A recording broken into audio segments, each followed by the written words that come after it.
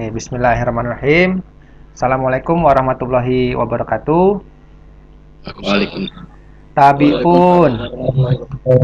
Ya pun. Ya, ya, Ya pun. ya untuk Mas Chandra nih. Jadi kalau di Lampung ini ada ucapan yang dinamakan dengan tabi pun. Mohon izin berbicara itu maknanya. Jadi masyarakat Lampung ini luar biasa. Jadi kalau disuruh bicara, dia akan berbicara tabi pun. Lalu nanti audiensnya menjawab dengan ya pun. Nah, seperti itu, Kang Chandra. Jadi saya ngucapin tabitun gitu. Apa? Jawabannya ya pun. Kalau di Sunda kan Ya pun. ya pun, ya pun, Ya kun. ya pun. Ya un. Iya, jadi eh, kita berbicara tabi pun nanti dijawab oleh audiensnya ya pun seperti itu. Mungkin bisa diulangin lagi sedikit Mas Chandra biar agak greget. Ya un. Ya, Ya un gitu. ya pun, mohon maaf Kang Chandra. Ya Pakai un. P, Ya un. P, Ya P. O P P. Ya pun gitu. Apa. Ya pun. Ah, Oh ah. ya. Saya ulangin ya, Kang Chandra ya. Tabi pun. Ya pun. Oke. Ah, ini sudah kalau sudah begini sudah afdol ini. Baik, para rekan-rekan semua yang telah hadir, Mas Chandra juga. Alhamdulillahirabbil alamin wassalatu wassalamu ala asrofil anbiya'i wal mursalin wa ala alihi washabihi ajma'in. Senang sekali pada siang hari ini kita bisa bertemu ya di acara yang sangat luar biasa dengan tiba-tiba di mute, Mas. Oke, mohon maaf para peserta sekalian. Saya ulangin lagi. Alhamdulillah pada siang hari ini kita bisa bertemu dalam acara webinar dengan tema mencari bentuk kegiatan musik pasca pandemi. Sudah ada peserta-peserta yang luar biasa sudah hadir, juga ada narasumber yang sudah memiliki banyak pengalaman dan juga sangat spesial pada siang hari ini. Selama kurang lebih 2 jam ke depan, webinar akan saya pandu bersama Kang Chandra Darusman ya. Apa kabar Kang Chandra? Alhamdulillah baik, terima kasih. Kasihan. Siap. Teman-teman semua. Iya, siap. Jadi kita akan berbicara nih tentang banyak hal, terutama tentang kondisi musik pasca pandemi dan lain-lain. Sekarang saya akan menyapa dulu peserta yang sudah hadir nih. Apa kabar rekan-rekan semua? Ada Baik, Pak. ada Kak. Baik, Ini sudah ada Pak Ketua Komite Musik Pak Agus Salim ini Kang Chandra. Ada juga dari Ketua Komite Tradisi Mama Lil ini luar biasa sekali bisa menyempatkan hadir. Tapi pun. Ya pun. Ada Pak Sekretaris DKL juga ini Pak Bagus Afif pribadi ini. Ada Pak Rizky Febriansah juga ini wakil sekretaris dari Komite Teater juga. Ya pun. Ada Pak Riki juga ini, Riki Ramli, dia dari Komite Musik juga. Jadi alhamdulillah acara kita ini banyak dihadiri oleh mahasiswa juga ada dari dosen-dosen Universitas Lampung juga hadir. Semoga acara ini membawa banyak manfaat dan keberkahan. Baik. Amin. Baik. Rekan-rekan yang saya banggakan, kita tahu ya seluruh aktivitas kita mulai dari bidang kuliner, korporasi sampai industri kreatif seperti musik ini sudah banyak terhenti atau terhambat, sehingga perlu mencari pola-pola baru untuk terus eksis berkegiatan. Nah, pada siang hari ini kita berharap dapat mendapatkan sebuah pencerahan ya atau sebuah ide-ide baru dari narasumber kita Kang Chandra Darusman. Nanti juga bisa ada diskusi dan tanya jawab seputar pengalaman beliau, sehingga informasi yang didapatkan dari diskusi pada siang hari ini bisa dijadikan bahan referensi untuk rekan-rekan bermusik nantinya. Sebelum saya lanjutkan, tidak lengkap rasanya kalau tidak mengenal siapa narasumber kita. Kalau untuk Pak Sekretaris, untuk Pak Ketua Komite mungkin sudah tahu ya, karena mungkin beliau juga satu zaman. Tapi kalau untuk rekan-rekan mahasiswa, mungkin untuk yang lain-lain ini mungkin perlu diperkenalkan ulang ini siapa sebetulnya Kang Chandra Darusman ini. Ini saya sebutkan Kang Chandra ini karena memang beliau ini orang Sunda ya, karena lahir di Bogor di Jawa Barat 21 Agustus 1957 ya. Jadi beliau ini pernah menimba ilmu di Universitas Indonesia. Banyak sekali titel beliau ini, artinya sebagai seorang musikus juga, sebagai seorang dibilang teknokrat juga iya gitu di bidang musik ya, sebagai konsultan juga, komposer, arranger, pokoknya banyak sekali pengalaman beliau ini. Dan beliau juga pernah memiliki eh, grup band ya. Kalau teman-teman ada yang pernah dengar namanya band Casero dan Karimata, itu ada Mas Erwin Gutawa juga di sana, ada Mas Budi Haryono, ex drummer Gigi, dan masih banyak lagi. Dan juga beliau ini mengeluarkan album-album solo juga ya, lagu-lagu yang terkenal seperti Kau ya, ada Kekagumanku. Beliau juga pernah mendirikan berbagai acara musik ya, seperti yang kalau di jazz itu ada Jazz Go to Campus ya, yang diselenggarakan di Universitas Indonesia. Dan selama 18 tahun beliau pernah tinggal di Swiss dan Singapura. SMP beliau di Meksiko, SMA beliau di Rusia, dan sejak 2001 beliau ini direkrut oleh PBB. Wah, sebagai konsultan. Nah, ini yang luar biasa sekali nih. Jarang-jarang musisi seniman itu direkrut jadi konsultan di PBB ya. Ada namanya organisasi WIPO ya, World Intellectual Property Organization, disingkat WIPO. Nah, lembaga ini khusus untuk concern di bidang perlindungan haki. Nah, jadi teman-teman juga nanti bisa menanyakan ini nanti di sesi tanya jawab. Beliau juga pernah sebelum memutuskan untuk bergabung di band Karimata dulu pernah bekerja juga di Citibank. Nanti mungkin bisa diluruskan jika ada informasi yang salah ya, Kang Chandra ya. Ya, baik, tidak berlama-lama lagi, itu adalah CV singkat dari Kang Chandra. Nah, sebelum memulai pemaparan Kang Chandra, mungkin teman-teman sudah tidak sabar lagi. Terlebih dahulu kita informasikan untuk rekan-rekan yang ingin bertanya bisa mengangkat tangannya dengan fitur raise hand di situ, atau bisa juga diketik di kolom chat jika memang tidak memungkinkan begitu. Nanti untuk sesi pertanyaan itu saya bagi dalam beberapa sesi supaya nanti tidak pertanyaannya tidak tumpang tindih dan terjawab semua ya. Jadi untuk sesi pertama saya buka 3 pertanyaan dulu. Seandainya nanti ada pertanyaan, ada waktu, nanti bisa kita lanjutkan di sesi berikutnya gitu ya. Teman-teman silakan selama Mas Chandra menyampaikan materi nanti sebentar lagi bisa sambil menyiapkan pertanyaan-pertanyaan ya. Jangan sampai dilewatkan ini karena ini momen yang sangat langka dan spesial begitu. Baik, saya akan kembali lagi ke Kang Chandra nih. Kang Chandra sudah siap ya, Kang? Alhamdulillah, insya Allah. Baik. Nah, kalau gitu tidak berlama-lama lagi, Kang Chandra silakan menyampaikan informasi-informasi, gagasan-gagasannya. Mungkin kita berikan waktu selama 40 menit supaya nanti ada waktu lebih banyak di sesi diskusi dan tanya jawab. Silakan kepada Kang Chandra, kami persilakan waktunya. Bismillahirrahmanirrahim. Assalamualaikum warahmatullahi wabarakatuh. Salam sejahtera buat kita semua. Salam sehat. Selamat siang, Bung Rian, teman-teman semua, Mas Bagus. Terima kasih saya diajak untuk berbincang-bincang dengan Dewan Kesenian Lampung, khususnya Komite Musik ya. Senang sekali bisa ketemu kawan lama sebenarnya ya. Saya pernah ke Lampung waktu itu, tapi sudah sekitar 24 tahun yang lalu.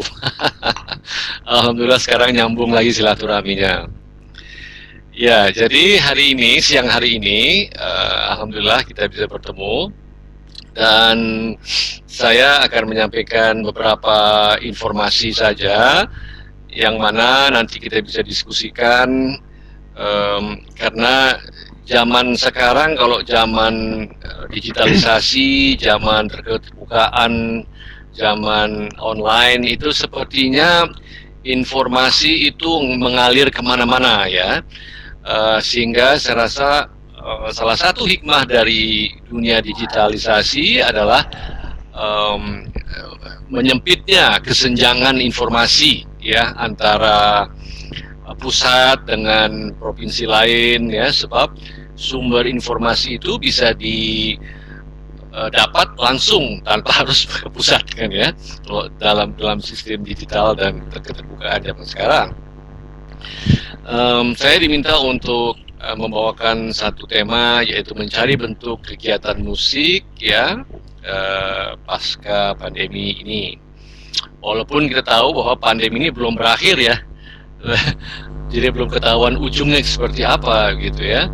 Jadi sepertinya kita mencari bentuk kegiatan musik sambil berjalan ya, sambil berjalan dengan pandemi, sebenarnya berdampingan dengan pandemi itu sendiri, karena sepertinya badai ini belum cepat berlalu ya, dan kita harus menyesuaikan. Baiklah, um, saya mulai saja ya, insya Allah saya juga bisa banyak belajar dari teman-teman uh, di Lampung, karena saya percaya bahwa setiap provinsi, setiap daerah itu pasti memiliki kreativitasnya masing-masing ya, kita saling belajar.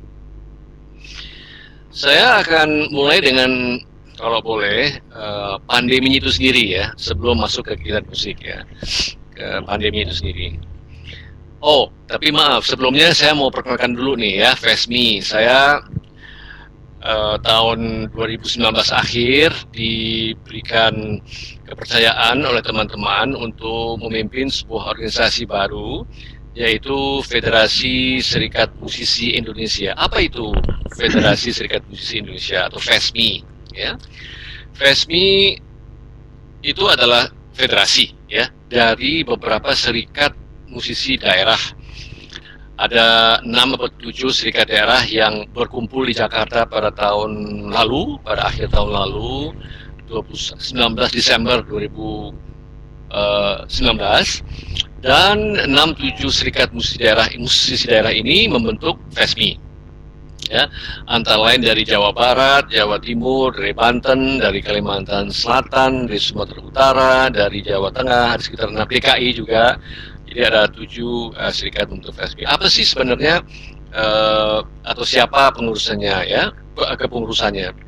Kebetulan saya ketua umumnya dan wakil ketuanya adalah Ikang Fauzi, sahabat saya, rocker. Ikang Fauzi, kawan lama saya sejak zaman UI dulu. Cuman beda fakultas, kalau saya ekonomi, Ikang itu fakultas ilmu sosial. Kemudian ada wakil ketua 2, yaitu saudari Rika Roslan. Rika ini serba bisa ini ya, nyanyi bisa, bikin band bisa, ngajar bisa, dan sekalian juga mewakili kaum hawa di dalam kepengurusan FESMI 2020-2022. Sekjennya adalah Dr. Tompi, wakilnya Bung Ernst F. Mangalo, dan bisa dilihat di situ beberapa pengurusannya. Kita mencoba menggabungkan antara generasi saya dengan generasi milenial. Jadi di situ ada juga yang muda-muda seperti Jenvi Alsa, yes, Alsa kita panggilnya. Dia ada salon drummernya Erwin Gutawa Orkestra. Jadi kalau melihat orkesnya Erwin Gutawa, ada pemain drum cilik, bukan cilik sih, ada pemain drum seorang wanita yang parasnya kecil gitu. Nah itulah si Alsa namanya, dia wakil bendahara, sedangkan bendaharanya adalah Ike Nurjana. Juga ada Febrian adalah pentolannya Hi-Fi ya. Teman-teman di Lampung pasti kenal lah ya namanya Hi-Fi gitu ya. Tahu. Muda sekarang gitu. Penasihatnya ada Pak Triawan Munaf ya, mantan kepala Bekraf, juga ada Anang Hermansyah, juga ada Nino dari RAN ya. 4 fokus utama dari FESMI adalah, pertama, memberikan pelayanan ya, baik itu pelayanan informasi hukum maupun juga BPJS Tenagakerjaan. Jadi kita inginkan agar musisi itu mulai merintis kehidupan sosial ekonominya untuk masa depan dari sekarang ya. Dengan bergabung dengan FESMI itu juga otomatis akan mendapatkan BPJS Ketenagakerjaan yang mencakup jaminan hari tua, jaminan kecelakaan, jaminan kematian juga gitu ya, supaya pada masa tuanya musisi itu eh, tidak kehilangan apa namanya statusnya tanpa pelindungan gitu ya. Nah itu. Kemudian fokus lain adalah pelatihan ya. Kita tahu bahwa zaman sekarang itu tidak cukup dengan hanya bisa mahir bermain musik, tapi juga komunikasi ya, juga kewirausahaan ya, terus cara komunikasi dan lain sebagainya, branding. Fokus ketiga adalah penyediaan informasi komunikasi ya. Jadi hasil-hasil riset nanti saya juga jabarkan nanti di dalam presentasi saya. Dan keempat adalah menciptakan platform untuk digital. Itu sekelumit saja tentang FESMI, di mana fokus utamanya ada 4 ini. Namun di masa pandemi ini sejak Maret, fokus kita agak sedikit bergeser ke arah memberikan bantuan kepada para musisi, mau tidak mau ya, karena kita tidak bisa egois untuk berfokus kepada 4 hal bidang ini, melainkan juga kita harus melihat kondisi dari musisi yang terkena dampak dari pandemi ini. Teman-teman, kita sudah 9 bulan ya mengalami pandemi ini, dan sepertinya di awal-awal kita bingung semua ya, apa yang sedang terjadi gitu ya. 3 bulan pertama masih bingung semuanya gitu. Kemudian di tengah-tengah mulai bertanya kenapa bisa terjadi gitu ya. Dan sekarang akhir ini sepertinya kita sudah bisa merespon. Sepertinya kita sudah belajar dari 6-7 bulan silam dan sudah bisa merespon bagaimana menyesuaikan diri terhadap pandemi ini. Apa ya pandemi itu sebenarnya? Sebenarnya kan pandemi itu ya wabah yang sudah berkali-kali melanda dunia ya. Ya, ini bukan pertama kalinya Indonesia dan dunia mengalami wabah seperti ini ya. Seperti ini terulang kembali. Kali ini adalah, kalau saya mengambil contoh hama warangnya gitu ya, virus corona itu bentuk baru gitu ya dari virus yang bermutasi.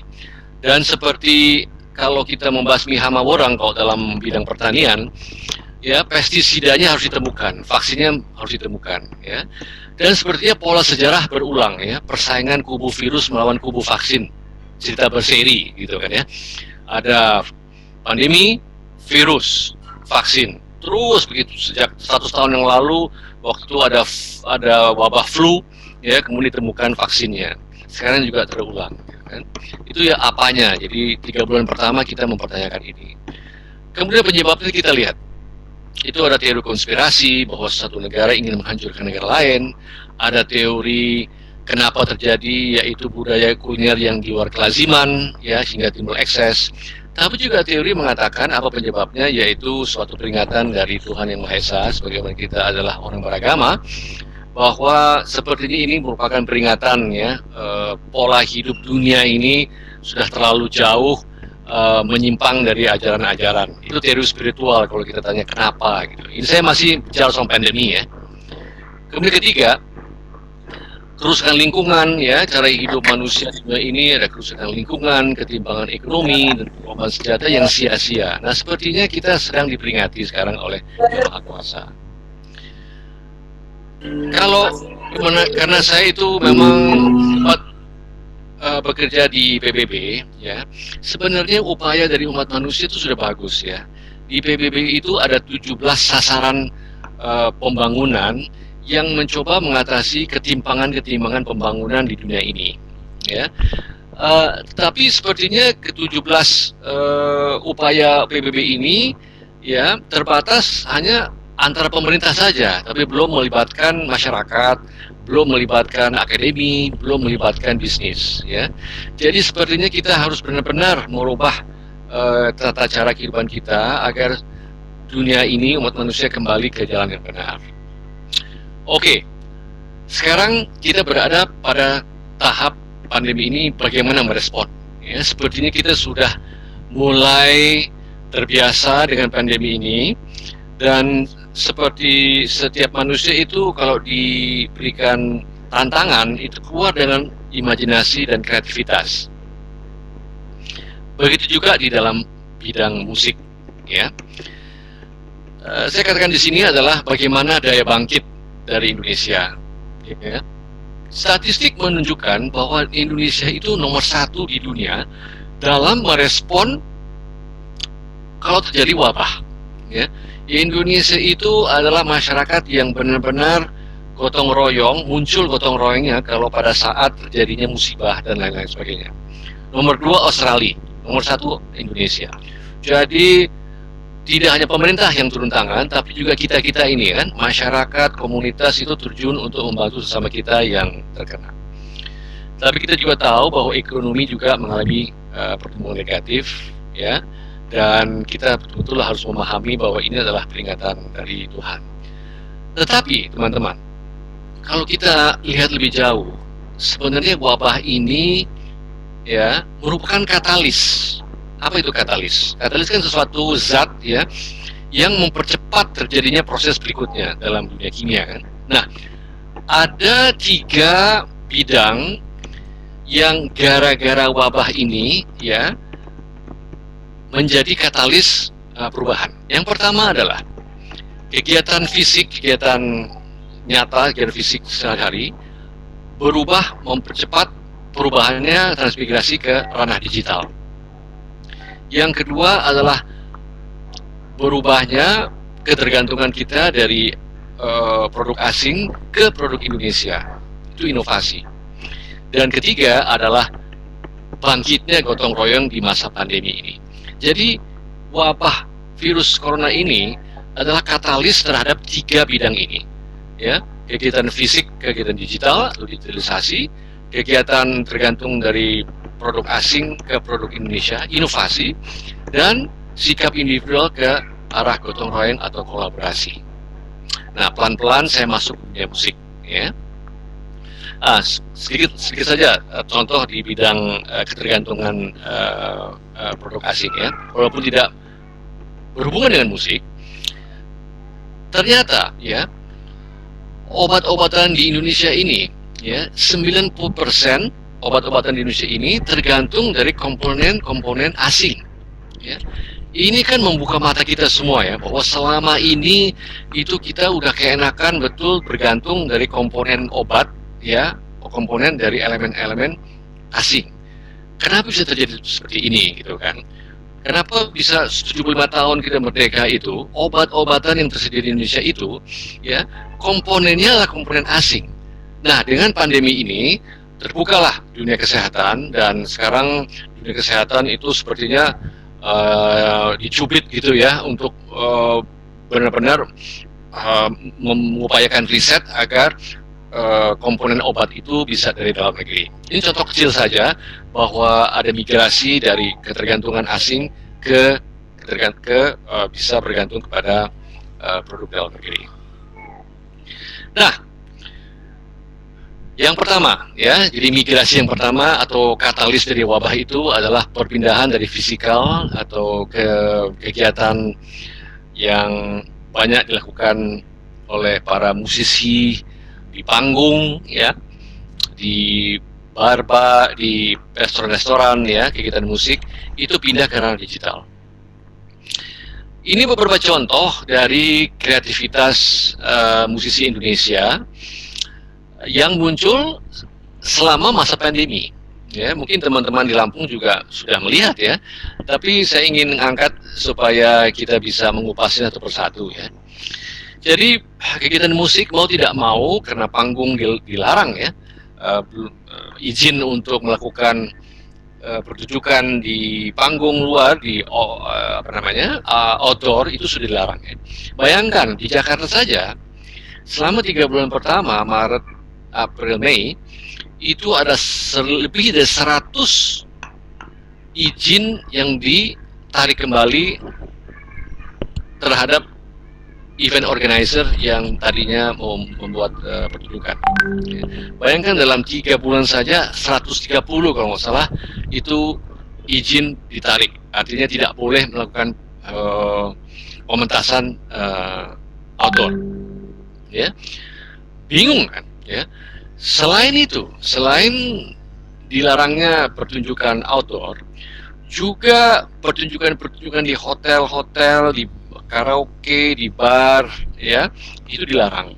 Sehingga para musisi itu terkena PHK.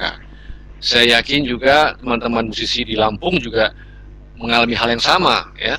Hotel-hotel, restoran-restoran juga mem-PHK-kan para musisi. Mungkin istilahnya bukan PHK ya, tapi tidak diperpanjang kontraknya gitu ya, sebab kalau PHK itu kan berhubungan dengan seorang pegawai ya yang diberhentikan. Kalau ini kan kontraknya tidak diteruskan gitu ya. Nanti kita bisa bicara ini dari segi undang-undang Cipta Kerja, tapi nanti kita kalau ada waktunya kita bahas ya, karena sekarang kan sedang ramai itu ya undang-undang Cipta Kerja. Bagaimana nih status musisi ini ya? Apakah harus setelah 2 kali kontrak harus diangkat jadi pegawai apa tidak, bagaimana, nanti kita bicarakan. Jadi dari panggung outdoor pindah ke digital, pindah ke streaming, ya, pindah ke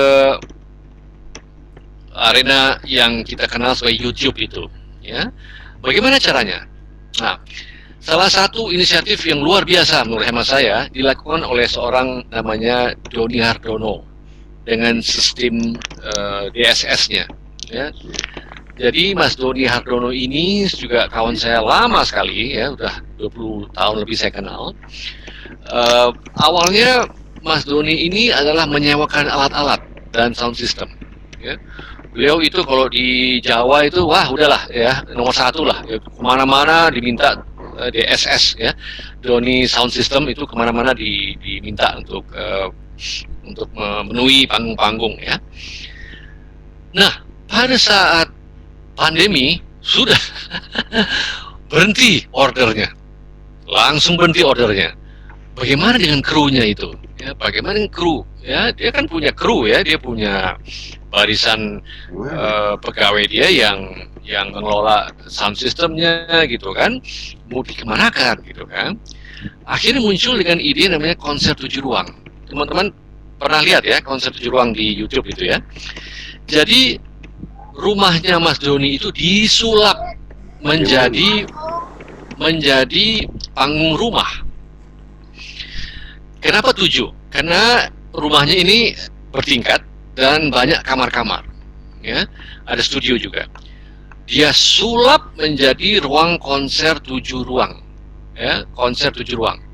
Ini memenuhi protokol kesehatan, di mana para musisinya itu berjaga jarak, ya, tidak dekat, ya, semua main dengan headphone, bisa main bareng, ya, tanpa ada delay, ya, sehingga sampai sekarang sudah 50 lebih konser yang diselenggarakan oleh Mas Doni ini, konser 7 ruang ya. Kalau teman-teman itu belum sempat melihat, silakan akses ke YouTube dan search konser 7 ruang. Itu macam-macam ya, di-upload. Saya pernah 2 kali konser di rumahnya Mas Doni ini ya, memenuhi protokol kesehatan ya. Nah, ini satu inovasi. Konser 7 ruang ini tidak mungkin terjadi kalau tidak ada pandemi. Nah, itu yang saya katakan tadi, katalis ya. Migrasi dari dunia off air, dunia panggung outdoor ke dunia digital, konser 7 ruang. Kemudian ada teman-teman dari musisi Horeca. Horeca apa itu? Ini yang kedua ya, contoh streaming yang kedua. Horeca Hotel Restoran Cafe juga begitu.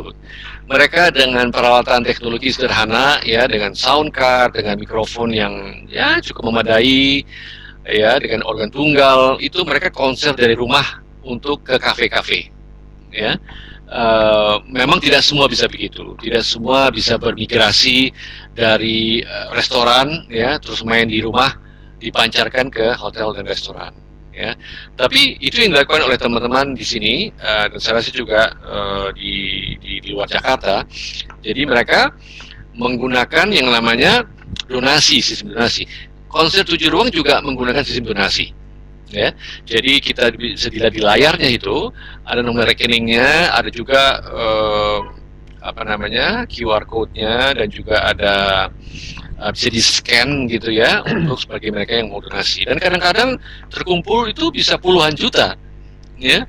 Terakhir itu ada konser yang diselenggarakan oleh ITB ya, itu terkumpul 400 juta lebih rupiah. ya. Jadi mereka konser selama 3 jam, itu donasi berdatangan dari mana-mana, dari alumni, dari penggemar artis yang muncul, bisa terkumpul sampai 400 juta. Ya. 400 juta itu dibagi dua, 50% untuk DSS, 50% untuk para pengisi acara. Ya, jadi para musisi, penyanyi akhirnya juga bisa mendapatkan pendapatan dari kegiatan digital ini, kegiatan streaming. Ya. Dari rumah ke horeca juga begitu, tapi walaupun tidak banyak. Ya. Kemudian juga ada inisiatif streaming konser orkestra. Ya. Jadi tidak orkestra ini bermain tidak di panggung, tapi di rumah masing-masing. Ya. Masing-masing pemain biola, pemain trompet, pemain rhythm section itu rekam masing-masing di rumah, kemudian dijahit oleh si konduktor, maksudnya dijahit di studio ya, menjadi suatu pergerakan orkestra. Jadi orkestra ini tidak terkendala oleh pandemi, mereka bisa konser di streaming dan muncul di layar. Kemudian ada inisiatif lain seperti akapela gitu kan, jadi beberapa penyanyi bersama-sama di layar sosial media. Kemudian ada juga inisiatif lainnya seperti dari venue tertutup ke rumah-rumah. Jadi begini,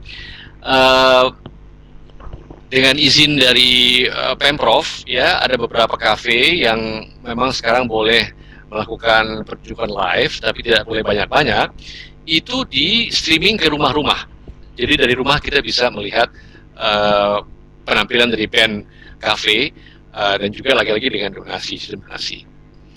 Itu beberapa kegiatan streaming yang muncul ya akibat dari adanya wabah pandemi. Ya. Di mana outdoor dilarang, mau tidak mau mereka beralih ke streaming dan memanfaatkan dan membuat kreativitas, inovasi agar supaya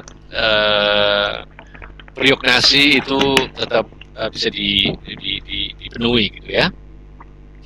Ada satu hal yang agak unik, yaitu teman-teman mungkin pernah dengar baru-baru ini, belum lama, ada kegiatan konser dengan format drive-in. Ya.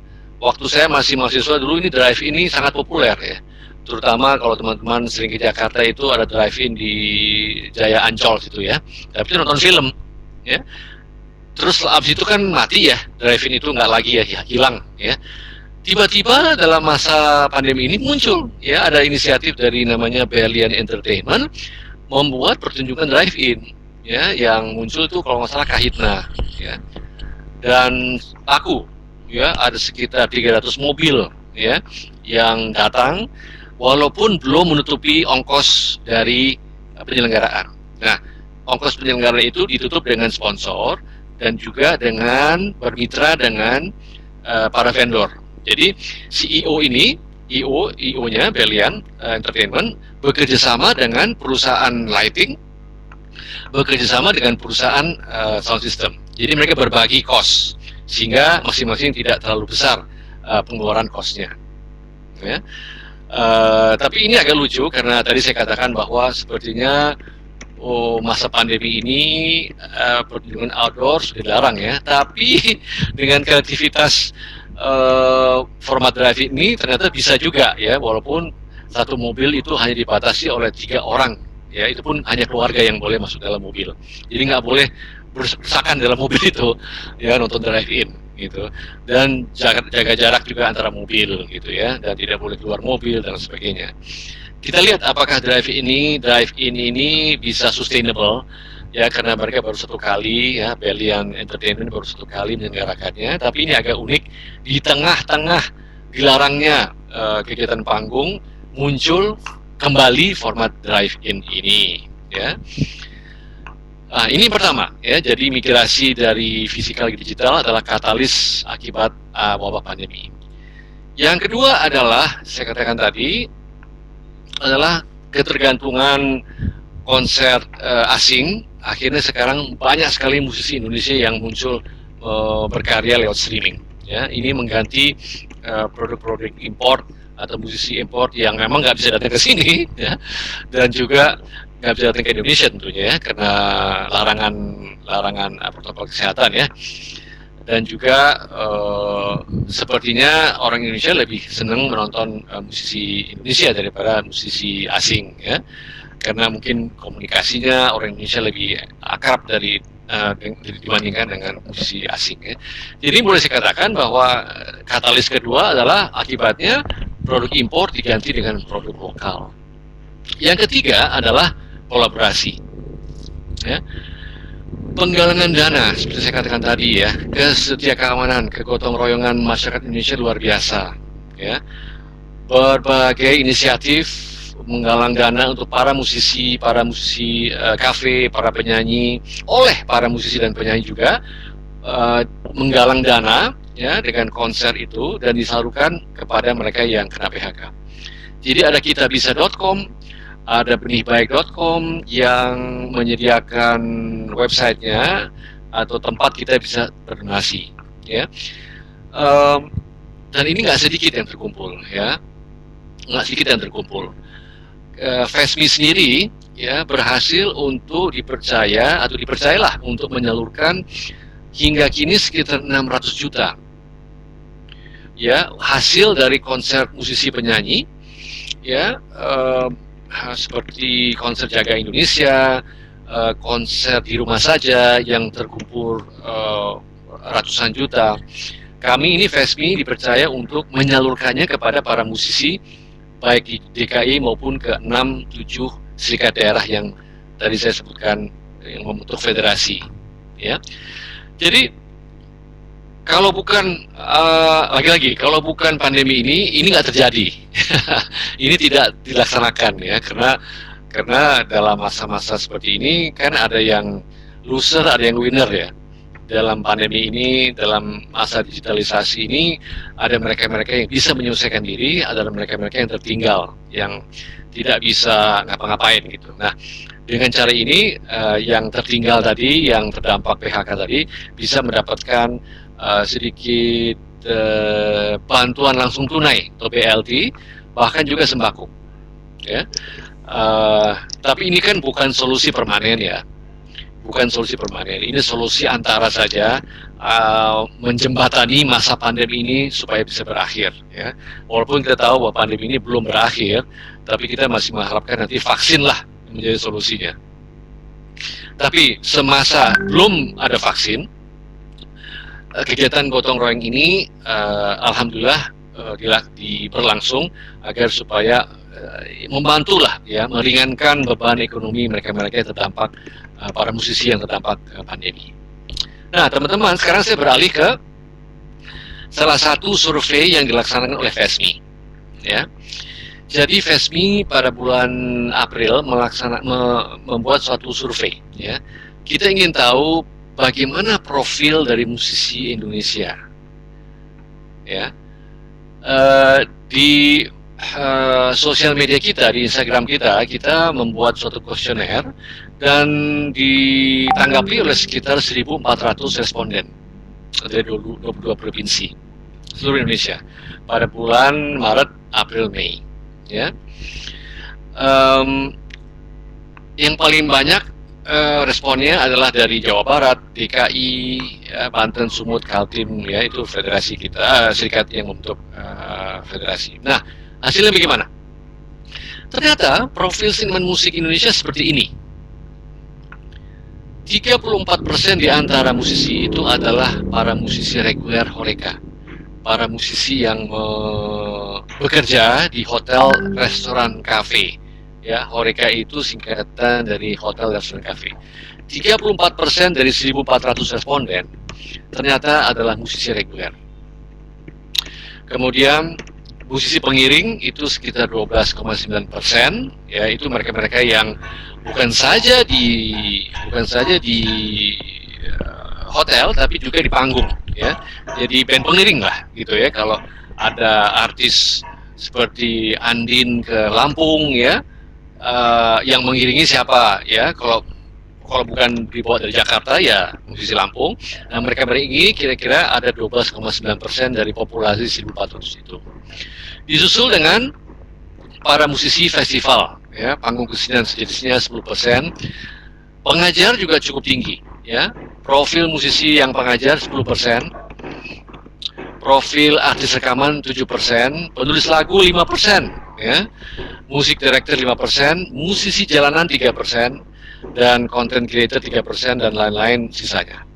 Inilah profil dari hasil survei FESMI dari 1.400 responden. Ternyata memang profesi Horeca itu yang paling besar subpopulasinya. Ya. Kemudian, bagaimana rata-rata penghasilan mereka? Bisa dilihat di sini, mereka juga melaporkan atau mereka memilih kategori pendapatan mereka per bulan. Ternyata yang paling tinggi adalah pendapatan 3-5 juta per bulan. Ya, ada 25% kira-kira. Dan bisa dilihat lagi yang lain. Kalau dilihat yang terakhir, yaitu pendapatan 15-20 juta per bulan, itu cuma 3,5%. Jadi sepertinya piramida, ya, bahwa yang berpendapatan tinggi itu sedikit, yang berpendapatan rata-rata itu lebih banyak, gitu ya. Inilah profil penghasilan dari hasil responden tadi. Nah, sekarang bagaimana kita menyikapi era pandemi ini? Ya, bagaimana para musisi menyikapi, ya, ini bagian terakhir dari presentasi saya, ya. Saya bagi dalam 3 kelompok. Musisi yang mapan, musisi yang pas-pasan, dan musisi yang rentan. Ya, kelompok mapan, kelompok pas-pasan, kelompok rentan. Ya. Kelompok yang pertama yang mapan adalah mereka-mereka yang punya tabungan, tidak bergantung dari atau tidak merasakan dampak dari PHK. Ya, merasakan tapi bisa survive karena masih punya tabungan. Mereka ya yang beralih ke ranah digital karena mereka punya sedikit modal dan punya waktu, tidak ngejar setoran, ya, karena mereka masih pakai tabungan. Mereka lah yang melakukan live stream, dan sebagian mereka melanjutkan pendidikan. Ya. Kita teringat pada masa resesi tahun 98, banyak orang-orang, bukan hanya musisi, ya, tapi mereka yang PHK itu justru memanfaatkan waktu untuk memperdalam ilmu, ya, mengambil master, mengambil PhD, dan lain-lain. Ya. Dan beberapa dari para kelompok satu ini yang mapan itu melanjutkan pendidikan dan produksi musik, ya, karena mereka punya waktu banyak, mereka produksi musik dari rumah. Dan kalau masa pandemi ini ternyata produksi itu naik, bukannya turun, ya, karena nggak banyak waktu kan, musisi banyak waktu di rumah, sehingga mereka di rumah mau ngapain, ya, selain menjaga kesehatan, mereka juga produksi musik. Kelompok kedua yang pas-pasan, gitu ya, yang punya sedikit tabungan tapi pas-pasan, gitu ya, jadi mereka juga mesti mencari uang juga untuk sehari-harinya. Mereka tetap beralih ke ranah digital, mereka produksi musik, dan mereka ada yang beralih ke luar bidang musik. Ya, jadi yang tadinya mereka organ tunggal nggak ada job, mereka beralih menjadi wirausaha, misalnya jual sembako, ada juga yang jual kerupuk, ada juga yang jual emping pedas, ya. Pokoknya nggak ada hubungannya musik lah. Akhirnya mereka harus beralih profesi. Ya, tentunya dengan sendirinya kalau misalnya nggak ada job, gitu ya, mereka mesti cari usaha kan, ya, mereka jual kuliner, mereka masuk ke bidang kuliner lah, gitu ya. Banyak musisi-musisi teman-teman itu, teman-teman saya juga, mereka karena nggak tetap job, mereka nggak bisa ke ranah digital, mereka nggak produksi musik, mereka terpaksa harus beralih ke luar musik, ke bidang usaha luar musik. Bagaimana cara membantu mereka? Nah, kita juga FESMI ini memberikan pemberdayaan, kita upayakan modal buat mereka, kita juga berikan pelatihan e-commerce, dan juga modul latihan live streaming. Kita FESMI bekerjasama dengan Smesco, ada suatu badan mitra pemerintah yang memberikan pelatihan dan pemberdayaan bagaimana pemasaran, bagaimana mengelola keuangan, bagaimana membuat promosi. Dan di sebelah kanan juga kita membantu mereka untuk membuat website masing-masing. Jadi kalau mau jualan baju muslim misalnya, baju apapun lah, gitu ya, konveksi, mereka mau membuka website, ada pelatihan khusus bagaimana cara membuka website, bagaimana brandingnya, dan lain sebagainya. Nah, ini kerjasama seperti inilah yang FESMI lakukan buat para musisi. Kelompok ketiga, nah ini dia, Kelompok ketiga yang paling banyak yang harus kita bantu yaitu kelompok rentan ya, yang tidak ada lagi tabungan, habis tabungannya, mau kemana lagi gitu kan? Ya dengan pedih hati kita melihatnya, kita harus memberikan inilah bansos ya, sembako, bantuan langsung tunai yang saya katakan tadi ya, bahwa FESMI dipercaya untuk menyalurkan sekitar 600 juta kepada mereka-mereka kelompok yang rentan ini. Dan mereka adalah anggota dari serikat-serikat yang saya katakan tadi. Kalau bukan anggota ya kita tidak bisa berikan ya. Itu prerogatif sebagai anggota dari FESMI itu. Ya. Ini kelompok tiga yang harus kita berikan perhatian, dan saya rasa masih kita harus berikan perhatian karena pandemi belum berakhir. Ya. Tapi bantuan sosial makin menipis. Ya, penggalangan dana juga makin menipis. Ya.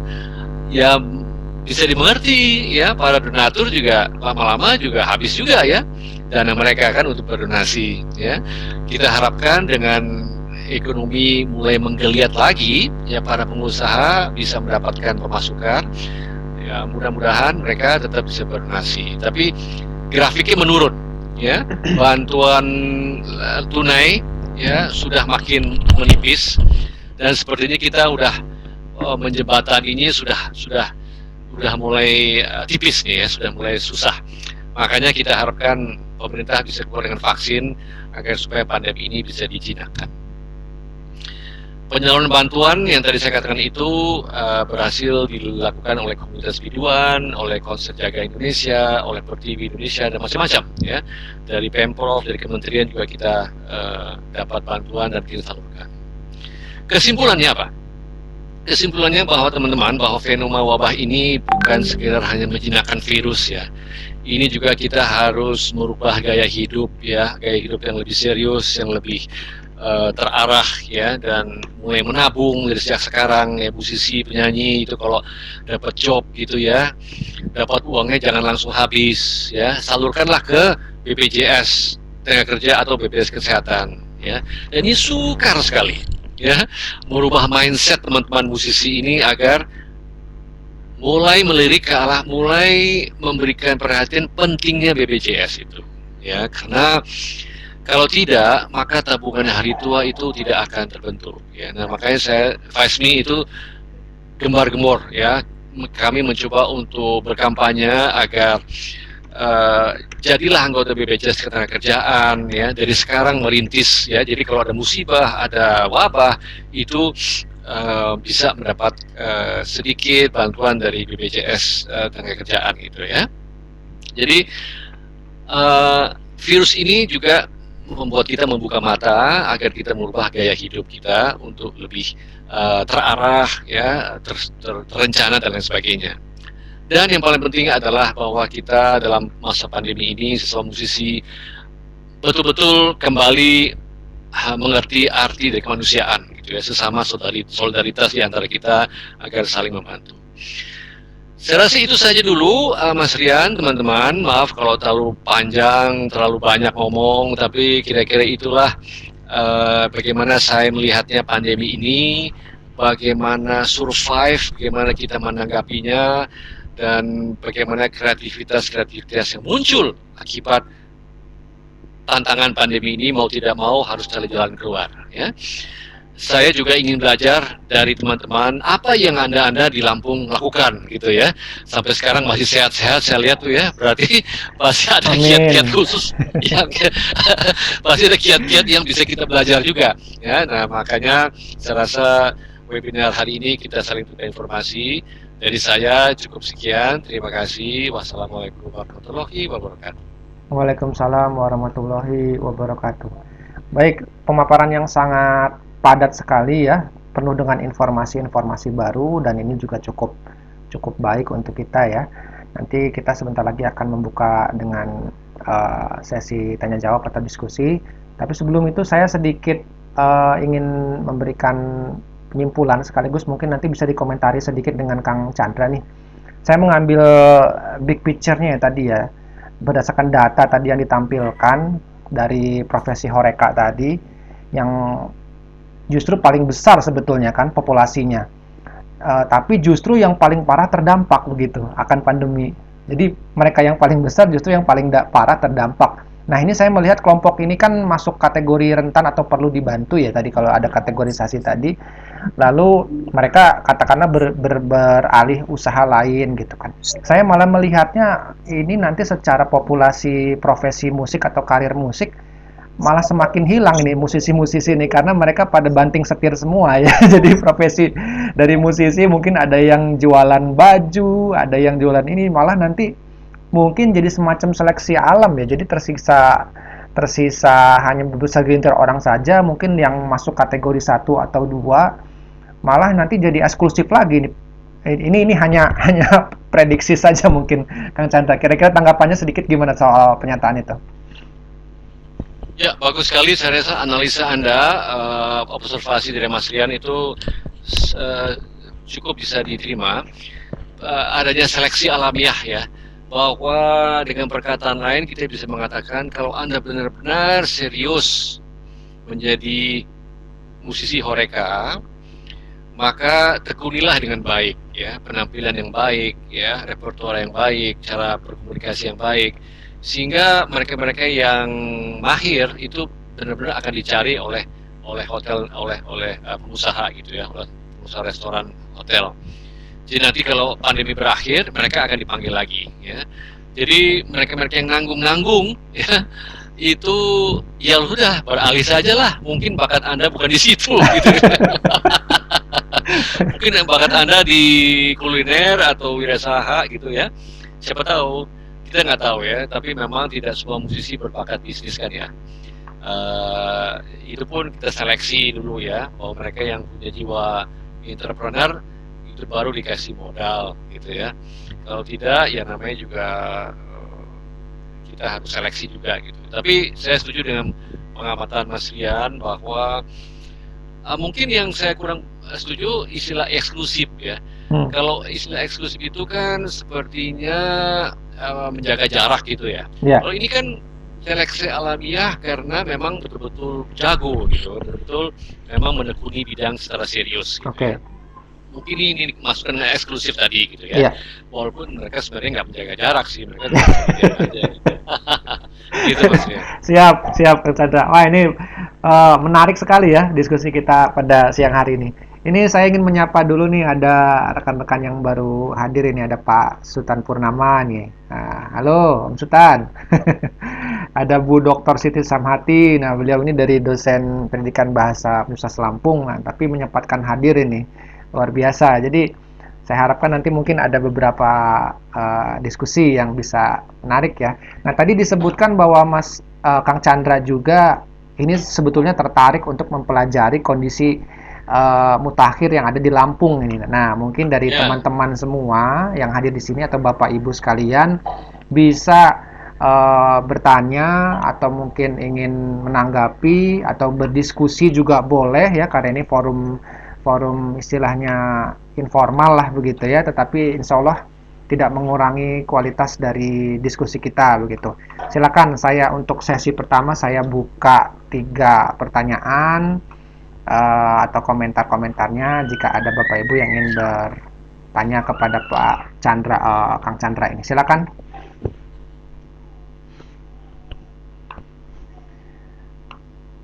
Ya, saya sekali menyapa dulu Ya, teman-teman yang hadir. boleh. Silakan, ya. Kang Chandra. Cuman saya hanya lihat namanya aja nih, tapi orangnya nggak kelihatan.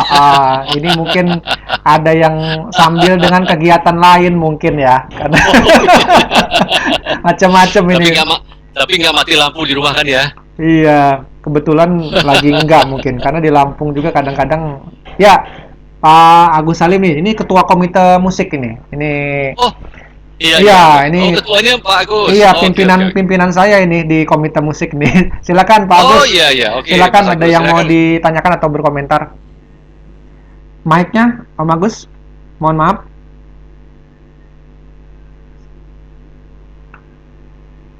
Silakan, belum terbuka mic-nya.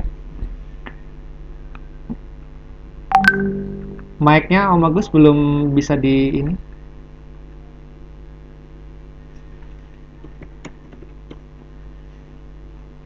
Bisa dibantu mungkin? Atau mungkin Kalau ingin bertanya boleh diketik kalau memang masih belum ini.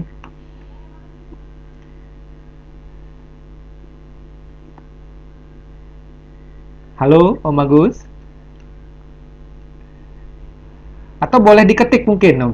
Sementara saya ke yang lain dulu sambil mencari solusinya. Kalau belum ketemu mungkin bisa diketik supaya nanti kita lebih efisien waktunya, Om Agus ya. Oh, baik, sambil menunggu Om Agus lagi mencari solusi untuk pengaturan suaranya. Baik, kita menunggu untuk. Oke, sudah. Oh, sudah. Oh, baik, baik. Alhamdulillah Sudah sudah. ya. Silakan, Sudah. silakan Om Agus. Assalamualaikum, Kang Chandra. Assalamualaikum. Gimana ini ya? Audionya oke ya? Oke, oke. Mantap. Bagus, Oke, bagus. ya. Waalaikumsalam.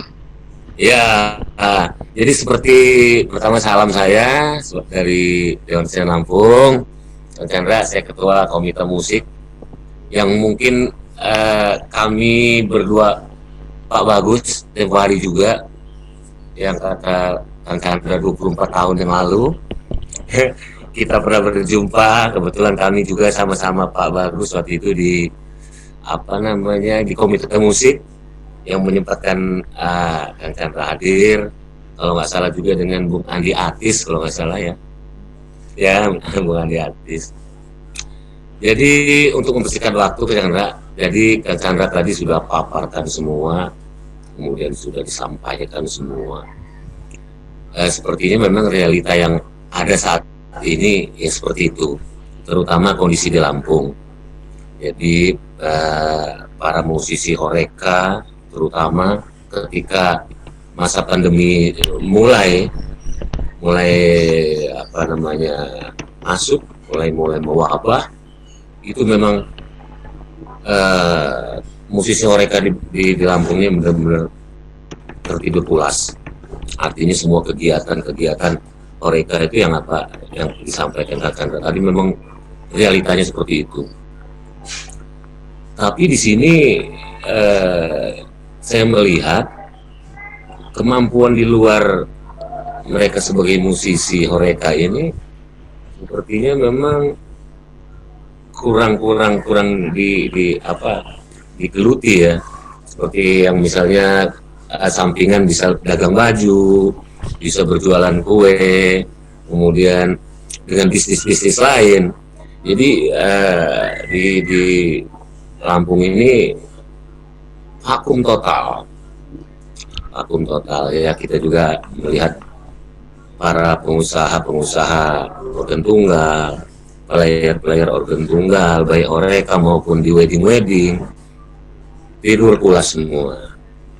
Nah, alhamdulillah ketika new normal mulai masuk di sekitar 2 bulan yang lalu lah ya, kira-kira bulan-bulan Agustus itu, alhamdulillah di beberapa kafe sudah mulai aktif kembali dengan protokol kesehatannya. Kemudian di wedding baik itu wedding di gedung-gedung maupun di pesta-pesta rumah itu juga sudah mulai bergulir.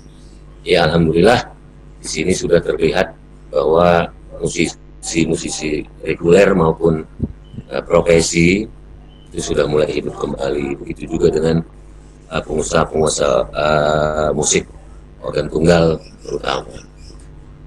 Jadi saya melihat di sini memang perlu adanya satu rumusan ketika kita menghadapi pandemi ini. Mungkin ya insya Allah segera stop, segera berhenti. Tapi kita belum tahu, pemerintah juga belum bisa memprediksi kapan pandemi ini akan selesai.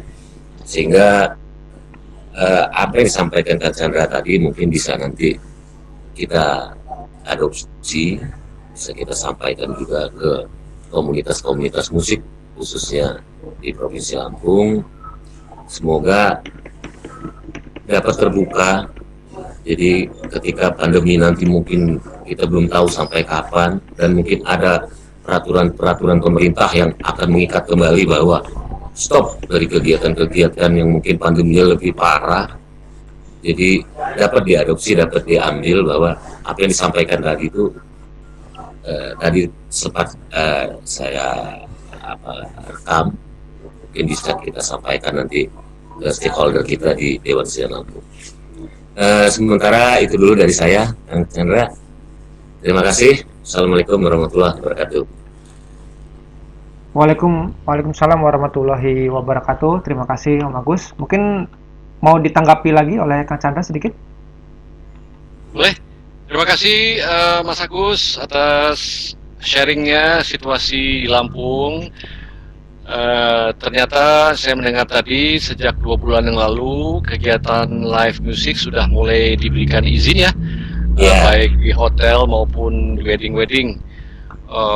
Ya itu berita yang bagus ya sebenarnya ya, dan sepertinya Pemprov di sana sudah bisa lumayan mengendalikan wabah itu ya, karena kerumunan di wedding itu juga bukan suatu hal yang bisa disepelekan gitu kan, kerumunan. Tapi ya mudah-mudahan karena protokol kesehatan dijaga dan memang wabahnya tidak sudah lewat puncaknya, mudah-mudahan bisa terus begitu.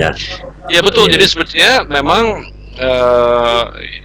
ini adalah gejala kembali ke situasi normal ya, dan mudah-mudahan bisa terus begitu. Saya cuma ingin bertanya juga kembali, nanti kalau sudah dijawab sekarang mungkin, apakah ada upaya dari Komite Musik Lampung melakukan pendataan berapa ada organ tunggal, berapa musisi di Lampung ya, sebab pendataan itu sangat-sangat penting dan berharga. Seperti kita lihat ya berita-berita di koran ya, pemerintah menyalurkan bantuan sosial itu kadang-kadang terhambat oleh data yang tidak tersedia. Dan kadang-kadang data itu juga kocar-kacir ya. RT sini melaporkan bagaimana, duplikasi dengan RT yang lain, RW, waduh, masih ternyata pandemi ini membuka mata kita ke kekurangan data di tingkat bawah gitu ya, di tingkat level RT RW. Dan nah pertanyaan saya, tapi mungkin jawabannya nanti saja, apakah ada upaya dari Komite Musik melakukan pendataan musisi siapa saja di Lampung itu saja. Terima kasih Mas Agus. Baik, terima kasih Kang Chandra. Sangat menarik ya. Ini ada pertanyaan juga yang sudah diketikkan di kolom chat dari Mbak Yuli Nugrahani nih. Ya. Sebelumnya tapi saya berikan kesempatan dulu nih. Mbak Yuli mau menyampaikan langsung atau saya bacakan saja? Supaya lebih itu dah. Ada namanya situ. Supaya supaya mungkin lebih bagaimana? Saya bacakan. Terima kasih Mas Lian. Oke, silakan Mbak, silakan. Ya. Saya sebenarnya bukan musisi, tapi saya menikmati musik, dan saya mempunyai beberapa kekhawatiran tentang kelanggengan musik tradisional dengan adanya digitalisasi musik. Nah, bagaimana itu harusnya disiasati kalau menurut Pak Chandra supaya ya tersambung semua generasi, artinya musik tradisional itu tetap langgeng dengan musisinya yang sejahtera, tetapi juga bisa dinikmati dan juga dirawat juga oleh kaum muda, kayak gitu. Terima kasih. Bagaimana siasatnya gitu saja, termasuk mimpinya Pak Chandra terkait dengan hal ini. Terima kasih. Ya, baik, terima kasih Mbak Yuli. Silakan Kang Chandra. Ya, terima kasih Mbak Yuli. Pertanyaannya sangat-sangat penting ini ya. Jadi sepertinya bukan hanya Lampung saja yang menanyakan permasalahan ini, tapi ini juga dunia seni musik kita ya, tradisional ya. Kalau saya melihatnya begini, karena saya juga pernah mengobservasi ya upaya-upaya dari musisi di luar negeri, di Jepang, di Korea, di Cina gitu ya. Itu sepertinya musik atau tradisi seni mereka itu sepertinya hidup ya, tidak tergilas oleh perkembangan zaman. Dan saya mengamati bagaimana mereka bisa begitu gitu ya, di tengah modernisasi negara masing-masing. Jepang kita tahu udah negara maju betul ya, padahal tradisinya itu dijaga betul dan langgeng sampai sekarang. Ternyata mereka itu memberikan perhatian dalam packaging, bagaimana menyajikannya ya. Seperti seni budaya kabuki ya, seni budaya lain-lain di Korea itu mereka menyajikan sesuatu benar-benar dengan menarik gitu ya. kostumnya itu cemerlang gitu ya, lightingnya bagus ya, kemudian satu lagi narasinya ya, narasinya. Jadi apa di balik pertunjukan ya, cerita-cerita yang di balik pertunjukan itu, itulah yang memberikan makna dari penyajian bagi penonton ya. Jadi penonton itu tidak hanya melihat secara visual ya, penampilan, tapi juga mereka memahami apa yang disajikan ya, apakah itu prosesi, apakah itu adalah merayakan panen, apakah itu adalah perkawinan jodoh misalnya gitu ya. Selalu ada cerita-cerita menarik di balik penyajian itu. Nah, ini saya rasa aspek yang perlu digali oleh semua kita ya, dimanapun di Indonesia, agar penyajian suatu musik tradisional itu juga hanya bukan musiknya saja yang ditengahkan, tapi cerita di balik musik itu. Bagaimana menciptakannya, siapa yang menciptakannya, masyarakat apa, bagaimana masyarakatnya melanggengkan musik tradisi. Jadi cerita-cerita itu atau narasi-narasi itu ya saya rasa salah satu kiat agar musik tradisional bisa menarik, dan kalau sudah menarik berarti bisa langgeng gitu kan, selalu dicari masyarakat. Nah, saya lihat upaya-upaya dari Kemendikbud, terutama Dirjen Kebudayaan Pak Dr. Hilmar Farid, itu rajin ya mengangkat aspek ini, aspek narasi itu ya. Kemdikbud itu punya laman di channel di YouTube ya, namanya Budaya Saya ya. Itu syarat dengan narasi ya, selain juga penyajian videonya bagus, tapi cerita-ceritanya di balik itu juga menarik. Nah, ini salah satu saja saya rasa kiat yang bisa dipertimbangkan oleh teman-teman di Lampung agar supaya penyajiannya lebih menarik dan musik tradisional tidak tergilas oleh musik pop, musik dangdut, musik lain-lainnya gitu. Demikian Mbak Yuli tanggapan saya. Baik, terima kasih Kang Chandra, sangat menarik sekali. Ini ada pertanyaan berikutnya dari Pak Sultan Purnama ini. Ini menarik nih. Nah, beliau ini memiliki pertanyaan seputar eksistensi beliau, bagaimana menyampaikan media berkesenian, tapi medianya itu sudah tidak ada gitu, karena beliau ini seorang penyiar juga di RRI Lampung. Tapi kayaknya lebih afdol kalau disampaikan secara langsung ini, Om Sultan. Kira-kira mau menyampaikan secara langsung, silakan. Mic-nya Om, mic-nya belum diaktif. Masih mute mic-nya. Mohon diaktifkan dulu. Mic-nya Om. Nggak dulu mic-nya. Mic-nya belum bisa di blok kali, di blok oleh admin kali Kak. Enggak. Oh, tulis saya baca aja deh kalau gitu. Oh gitu. Ya. Saya pelaku seni tradisi Lampung saat ini kehilangan media untuk menginfokan seni budaya Lampung. Mohon saran. Mungkin maksud media di sini adalah kehilangan sarana radio ya, atau tempat biasanya memberikan informasi, atau tadinya medianya televisi atau mungkin ya. Ya, saya betul. kurang tahu media apa. Betul. Ya, memang disinilah mungkin peran dari Pemprov ya, dari pemerintah untuk memberikan coupling gitu ya bagi seni tradisi Lampung. Mau tidak mau memang pemerintah harus campur tangan di sini, harus hadir untuk memberikan ruang ya. Seperti saya bilang tadi ya, Kemendikbud itu coba teman-teman melihat di laman di channel YouTube namanya Budaya Saya. Ya, itu adalah media yang efektif sekali ya, untuk melihat berbagai macam seni tradisi, seni budaya Indonesia gitu.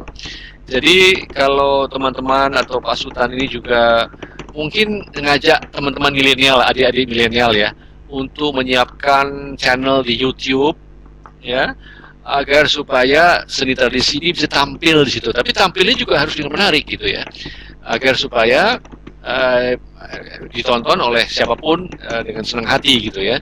Kalau hanya sekedar lewat saja gitu ya, mungkin bisa kalah dengan seni budaya atau hiburan lainnya gitu. Itu tanggapan saya Pak Sultan. Jadi ajaklah adik-adik milenial itu untuk menyiapkan media di YouTube sehingga bisa menampilkan seni tradisi. Baik, jawabannya sangat menarik ini ya. Jadi melibatkan adik-adik milenial yang kalau sekarang istilahnya digital native. Ah, Jadi kan ada digital native, ada imigran juga ya, imigran native. Jadi imigran itu mungkin yang kita-kita ini mungkin kaum-kaum yang sudah lebih dulu, lebih senior, tapi kalau mereka ini sudah beli apa namanya gadget HP tanpa membuka manual book juga sudah bisa langsung menggunakan begitu. Jadi menarik sekali. Ini ada pertanyaan juga, ada satu lagi yang ingin bertanya dari Mas Rizky Febriansyah ini. Nah, ini mungkin akan disampaikan langsung. Beliau ini ya. sarjana seni juga ini, Kang Chandra. Oh ya, Dan dia ya, wakil ya, ketua di DKL juga, wakil oh ya. wakil sekretaris di DKL. Ini banyak juga perannya di dalam membangun budaya Lampung ini. Silakan, Mas Rizky. Selamat sore. Izin suaranya jelas? Jelas, Jelas. jelas. Jelas ya. Izin terima kasih kepada moderator Bapak Rian. Salam kenal kepada Kang Chandra. Ini masih berkaitan dengan topik musik tradisional terutama. Karena tantangan tersendiri, banyak pelaku-pelaku musik tradisional ini merupakan kebanyakan orang-orang yang berusia di atas 40 tahun. Artinya secara kemampuan, secara teknologi mereka dengan kondisi yang harus digitalisasi seperti ini banyak sekali kendala, terutama para pelaku musisi tradisional yang ada di daerah-daerah, yang di pelosok-pelosok, dengan terkendalanya mungkin sinyal, alat, terus pengetahuan tentang teknologi yang mereka belum siap, sehingga dengan adanya pandemi ini mereka semakin menghilang dari peradaban. Yang mirisnya lagi, itu adalah satu-satunya mata pencarian mereka. Karena apa? Mereka secara kemampuan fisik dengan usia di atas 40 tahun, bahkan ada yang lebih dari 50 tahun, secara fisik mereka tidak bisa bekerja. Terus juga secara kemampuan mereka tidak bisa menyaingi dengan digitalisasi tadi, atau seperti contoh tadi untuk di YouTube, untuk membuka channel YouTube apa segala macam, mereka tidak mampu. Kalaupun dibantu prosesnya pun lama. Terlebih lagi yang sekarang lagi mulai trending, yaitu merambahnya artis-artis untuk berbondong-bondong hijrah ke dunia YouTube, dunia digitalisasi tadi, dikarenakan tergiurnya dengan ini. Mereka sudah punya nama, mereka udah punya penggemar, punya fans. Sedangkan musisi-musisi tradisional ini, para penikmatnya ya mungkin hanya lokal dari lokasi musik terkait tersebut saja. Saya di sini ingin menanyakan solusi lain kalau memang ada, supaya kami bisa ya mungkin memberikan pencerahan kepada mereka yang kebetulan saya sendiri memang berada di daerah dan berada di wilayah yang memang ya bisa dibilang jauh dari jangkauan yang seperti teman-teman yang berada di kota, dengan sinyal yang selalu stabil, dengan listrik yang selalu ada, terus dengan alat mungkin kami ketertinggalan alat sangat jauh, ketertinggalan informasi sangat jauh. Mungkin ada solusi-solusi lain. Contoh kayak tadi solusi untuk kita membuat kanal YouTube. Karena kanal YouTube itu tidak bisa seinstan kita memanggil tukang beca. Kanal YouTube tuh harus butuh subscriber. Dengan subscriber sekian baru bisa menghasilkan rupiah. Tapi ketika kita beruji coba, kita harus mengitu, belum biaya produksi. Walaupun diproduksi dengan secara sederhana pun itu membutuhkan waktu, membutuhkan tenaga, membutuhkan pikiran, serta membutuhkan akses pendukung lainnya. Mungkin yang saya tanyakan solusi lainnya dari fenomena yang saya paparkan tadi. Mungkin itu pada moderator saya kembalikan. Baik, terima kasih Kang Rizky. Saya tambahkan sedikit Kang Chandra informasinya. Memang di Lampung ini mungkin di daerah lain juga masih banyak musisi-musisi lokal ya, tradisional yang mereka bermain di daerah-daerah yang memang hanya itu saja mata pencahariannya. Dan usianya juga lumayan sepuh begitu. Artinya kalau tadi dibilang Mas Rizky betul sekali. Jadi mereka ini seperti patah arang. Artinya ketika sudah tidak ada lagi pertunjukan, usia tidak lagi mampu menjangkau apa namanya untuk pekerjaan lain.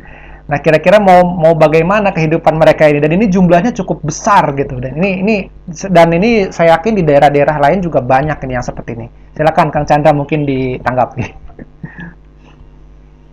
Ya, terima kasih Mas Rizky, salam kenal juga. Memang berat ya situasi ya.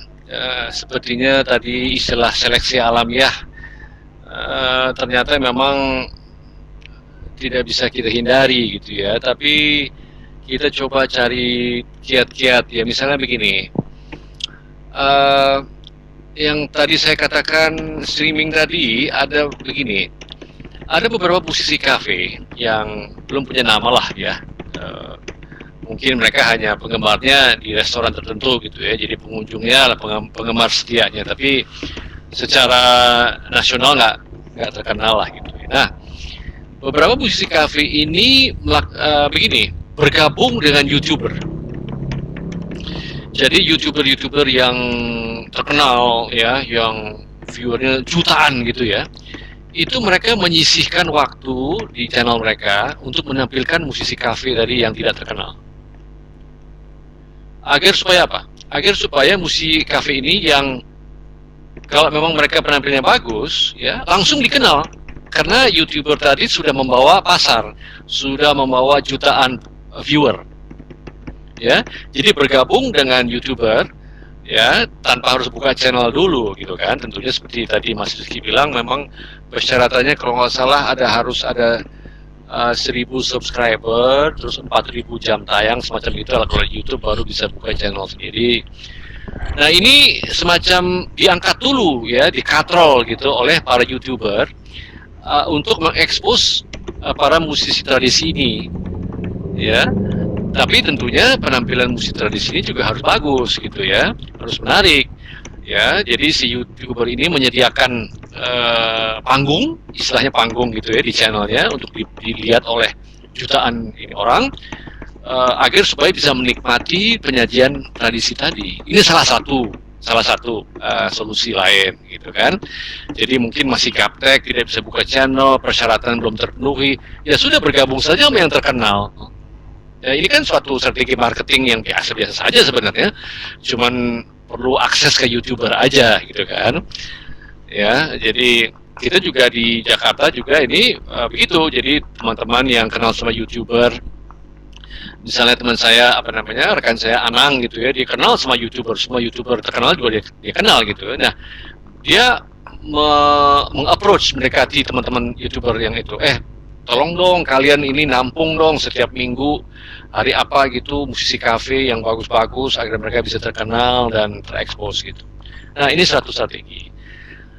Kemudian yang kedua adalah saya rasa sih mau tidak mau memang harus ada lagi-lagi kehadiran dari negara ya, dari Pemda ya, untuk ya tadi itu bahwa musisi tradisi ini yang gaptek katakan tadi ya, itu diberdayakan dengan training-training oleh mereka yang ahli IT gitu ya, untuk bisa tampil gitu kan. Dan mungkin kalau memang ada dana dari Pemdanya juga memberikan sarana gitu kan. Mungkin Pemda bisa menyediakan tempat di kantor Pemda untuk bikin studio yang ala kadarnya. Disitulah terpusat musik tradisi ya, untuk supaya bisa bisa tampil di YouTube. Saya rasa sih Pemda juga mungkin punya channel ya di YouTube ya, dan bisa menampilkan musik tradisi ini. Baru itu yang terpikir Mas Rizky, sambil permasalahan ini juga dialami oleh daerah lain ya, musik tradisi lain. Dan itulah solusi-solusi yang bisa kita sementara ini pikirkan. Tapi lagi-lagi memang ya mudah-mudahan pandemi ini segera berakhir ya.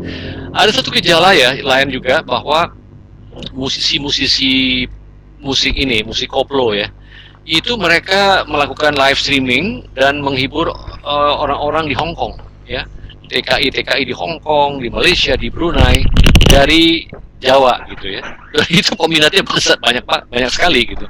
Ya, streaming dari Garut misalnya ada musisi koplo yang terkenal di situ, mereka menghibur teman-temannya TKI di luar negeri. Jadi lagi-lagi menggunakan teknologi gitu ya. Dan tentunya lah ya harus mengajak teman adik-adik yang fasih teknologi itu yang tidak gaptek, yang mereka sudah fasih, bergabung membantu para musisi yang tadi itu yang sudah berusia 40 tahun ke atas ya. Belajar lagi udah malas lah gitu ya, tapi ya mau tidak bergabung lah dengan ini perkembangan zaman yang harus dihadapi gitu ya. Mau tidak mau harus kita ajak teman-teman adik-adik yang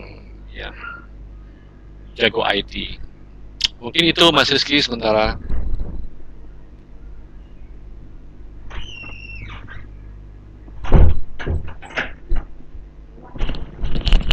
Halo, Rian. Oh iya, halo. Mohon maaf tadi ada sedikit kendala tadi Kang Chandra. Iya, Tadi ada kendala teknis. Ya, baik. Kita bisa lanjutkan lagi. Jadi menarik sekali ya. Tadi kalau saya menangkap jawaban pertanyaan Mas Rizky, sebetulnya tadi sudah dijelaskan ya, ada prinsip kolaborasi tadi yang coba ditawarkan. Cuman mungkin konteksnya di kanal YouTube tadi. Tapi mungkin Mas Rizky kayaknya ada sedikit sanggahan atau tanggapan. Silakan Mas Rizky.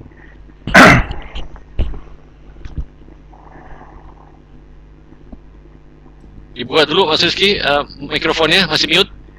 Mikrofonnya coba diaktifkan. Oke, sudah. Ya. Ini mungkin yang tadi kan untuk frame global, sedangkan ini tantangan tersendiri. Kacamata kita ini melihat di daerah yang benar-benar pelosok, tertinggal. Kayak contoh kenalan kita ke YouTube, atau kita mau istilahnya mau numpang endorse lah, mau numpang ini tuh mungkin sangat-sangat jarang sendiri, sangat-sangat jarang sekali di daerah seperti contoh daerah terpencil di Kabupaten Pesisir Barat misalnya. Terus juga ada tantangan tersendiri bagi pelaku musik tradisi. Karena apa? Tantangan tersendirinya dia tidak seperti peminatnya atau penikmatnya tidak sebanyak para musisi non tradisi. Mungkin ketika musik tradisi hanya lingkup orang yang paham, orang yang tahu, atau orang yang ingin tahu mengenai musik tradisi itu sendiri. Makanya di sini sangat tidak adil. Bahkan saya masih sangat terpikir dengan meme di sosmed, kenapa nggak pemerintah menggalakkan dana untuk ini dengan membuat channel YouTube dengan subscriber dan viewers seluruh warga negara Indonesia wajib, dipandu oleh mungkin Kementerian Kominfo, Komunikasi dan Informatika misalnya, sehingga hasilnya dari dapat kalau memang dimungkinkan buat membantu para teman-teman seniman tradisi yang memang khususnya tradisi yang memang sangat-sangat membutuhkan ya, karena itu tadi kembali ke hal yang saya bicarakan tadi, mereka untuk bekerja di luar kemampuan mereka berkesenian ini tidak mampu lagi, sedangkan lahan pekerjaannya di masa pandemi ini berhenti total. Nah itu yang saya masih luar biasa, ini apa ini yang bisa saya perbuat dan bisa kita perbuat pada perjumpaan kita pada sore hari ini. Mungkin itu Pak Rian. Ya, terima kasih Mas Rizky. Mungkin ada lagi dari yang lain yang ingin bertanya. Oke, Kak Afif. Ya, gimana Mama Lil? Gimana Mama Lil? Boleh, ada Kak Afif. Ini mohon izin ke Mama Lil dulu ya, karena lebih dulu tadi. Nanti mungkin Ya, silakan Mama Lil. Monggo. Oke, terima kasih. Assalamualaikum warahmatullahi wabarakatuh. Waalaikumsalam. Ya pun. Tadi sempat masuk ya, ketika Bang Chandra memulai, saya tinggal karena saya posisi ETW arah ke rumah. arah balik. Jadi 30 menit perjalanan. Tapi sampai di rumah saya buka kembali, mengingat pentingnya diskusi DKL pada sore hari ini, apalagi pematerinya adalah Bang Chandra. Tetapi sekilas saya mengamati apa yang disampaikan Bang Rizky dan Bang Chandra yang dibahas tadi tentang tradisi. Hilangnya panggung para pelaku tradisi. Namun sebelumnya saya sampaikan kembali juga, harus dibedakan antara tradisi dan tradisional. Karena sekarang ini keyboard, gitar itu sudah menjadi tradisi, sudah menjadi kebiasaan. Yang namanya tradisi itu kan sesuatu hal yang sifatnya berkembang dan sistem dan yang berjalan sehingga menjadi tradisi, tetapi bukan tradisional. Nah, yang mungkin maksud Bang Rizky adalah para praktisi seni tradisional. Sama halnya dengan saya sebagai pelaku tradisional. Saya pengrajin alat musik gamelan pring, pemainnya, penabuhnya, pelaku musik tradisional. Sedangkan gamelan pring itu sendiri belum menjadi tradisi umum di Lampung. Baru hanya sebatas kebutuhan, baru hanya sebatas bisnis perorangan yang membutuhkan, yang memiliki kepentingan di situ, sehingga itu belum menjadi tradisi. Tetapi alat musik gamelan itu adalah alat musik tradisional gitu loh.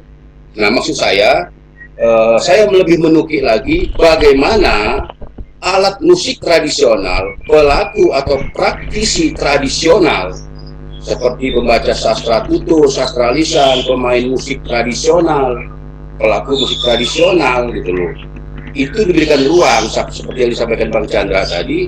Bagaimana pemerintah memberikan ruang. Persoalannya adalah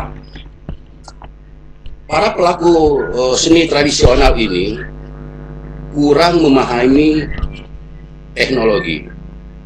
Kemudian para ahli teknologi punya ruang, punya peluang, sehingga peran daripada praktisi tradisional ini diambil alih oleh para ahli-ahli teknologi. Contoh, ada seseorang yang ahli di bidang YouTube, tetapi dia tidak ahli di bidang memainkan alat musik tradisional, sehingga dia bisa memanfaatkan, belajar secara singkat memainkan alat musik tradisional itu melalui media, sehingga dia lebih terkenal daripada pelaku tradisionalnya. Artinya di sini kan ada kepincangan dan ada keberanian, kejujuran daripada pelaku seni itu sendiri, bahwa kalau memang bukan bidang dia di bidang tradisional itu, jangan diambil alih. Berikanlah ruang kepada para praktisi tradisionalnya. Jangan dipaksakan atas nama tradisional. Di situ rusaknya. Kemudian orang-orang yang mengatasnamakan tradisional itu memberikan informasi yang salah, memberikan edukasi yang salah terhadap materi-materi yang dipublikasikan. Nah, dalam hal kesempatan ini mohon kepada Bang Chandra yang memiliki link di nasional dan termasuk di Lampung lah, kita beri ke Lampung. Mari kita jujur. Kalau memang bukan bidang kita, itu jangan diambil alih, jangan kita paksakan. Berilah kepada orang-orang yang berhak, yang mampu, dan memang dalam bidangnya. Jangan kita paksakan gitu. Karena kita bisa menguasai, karena kita dekat dengan pemerintah, karena kita bisa bikin YouTube, karena kita bisa bikin media, sehingga kita paksakan kita main musik tradisional seolah-olah kita atas nama orang-orang tradisional. Itu saja Bang Chandra. Saya orang Lampung. Kalau orang Lampung ini ngomongnya kuat, ngopinya kuat, tetapi ininya lembut. Begitu Bang Chandra, salam kenal. Terima kasih, dilanjut mengamati. Baik, terima kasih. Waalaikumsalam, Mama Lil. Terima kasih. Nah, beliau ini julukannya Rajo Gamelan juga. Jadi gamelan packing itu salah satu alat tradisional Lampung yang ada di Lampung, dari Lampung Barat. Nah, beliau ini kurang lebih rajonya lah gitu ya, yang ada di Lampung ini, Kang Chandra. Silakan, mungkin bisa ditanggapi pernyataan dari Mama Lil atau Bang Lil barusan itu. Ya, saya sangat setuju sekali ya dengan observasi yang jernih ya, membedakan antara tradisi dengan tradisional. Itu suatu penuturan yang jernih sekali. Saya rasa penting sekali kita membedakan kedua hal itu, dan setuju sekali ya, jangan kita samakan begitu saja tradisi yang kebiasaan menjadi mainstream tapi belum tentu tradisional gitu kan. Dan yang di sini permasalahannya adalah mereka-mereka yang menggeluti seni tradisional yang perlu kita beri perhatian. Ya, saya rasa betul Pak Mama Lil ya, bahwa memang kehadiran negara itu harus ada gitu ya. Tapi kita tahu bahwa negara itu kan juga punya dana dan punya prioritas gitu ya. Sepertinya seni bukan prioritas nomor satu ya, sepertinya ya. Oleh karena itu, mari kita coba melibatkan swasta, ya, swasta. Ini maksud saya. Itu kalau saya mengamati di negara lain ya, itu sektor swasta itu seringkali dilibatkan untuk menjadi patron ya.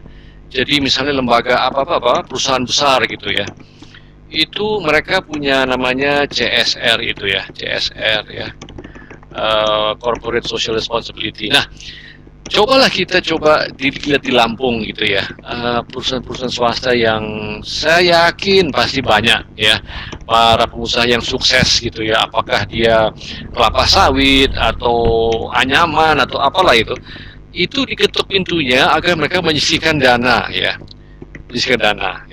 untuk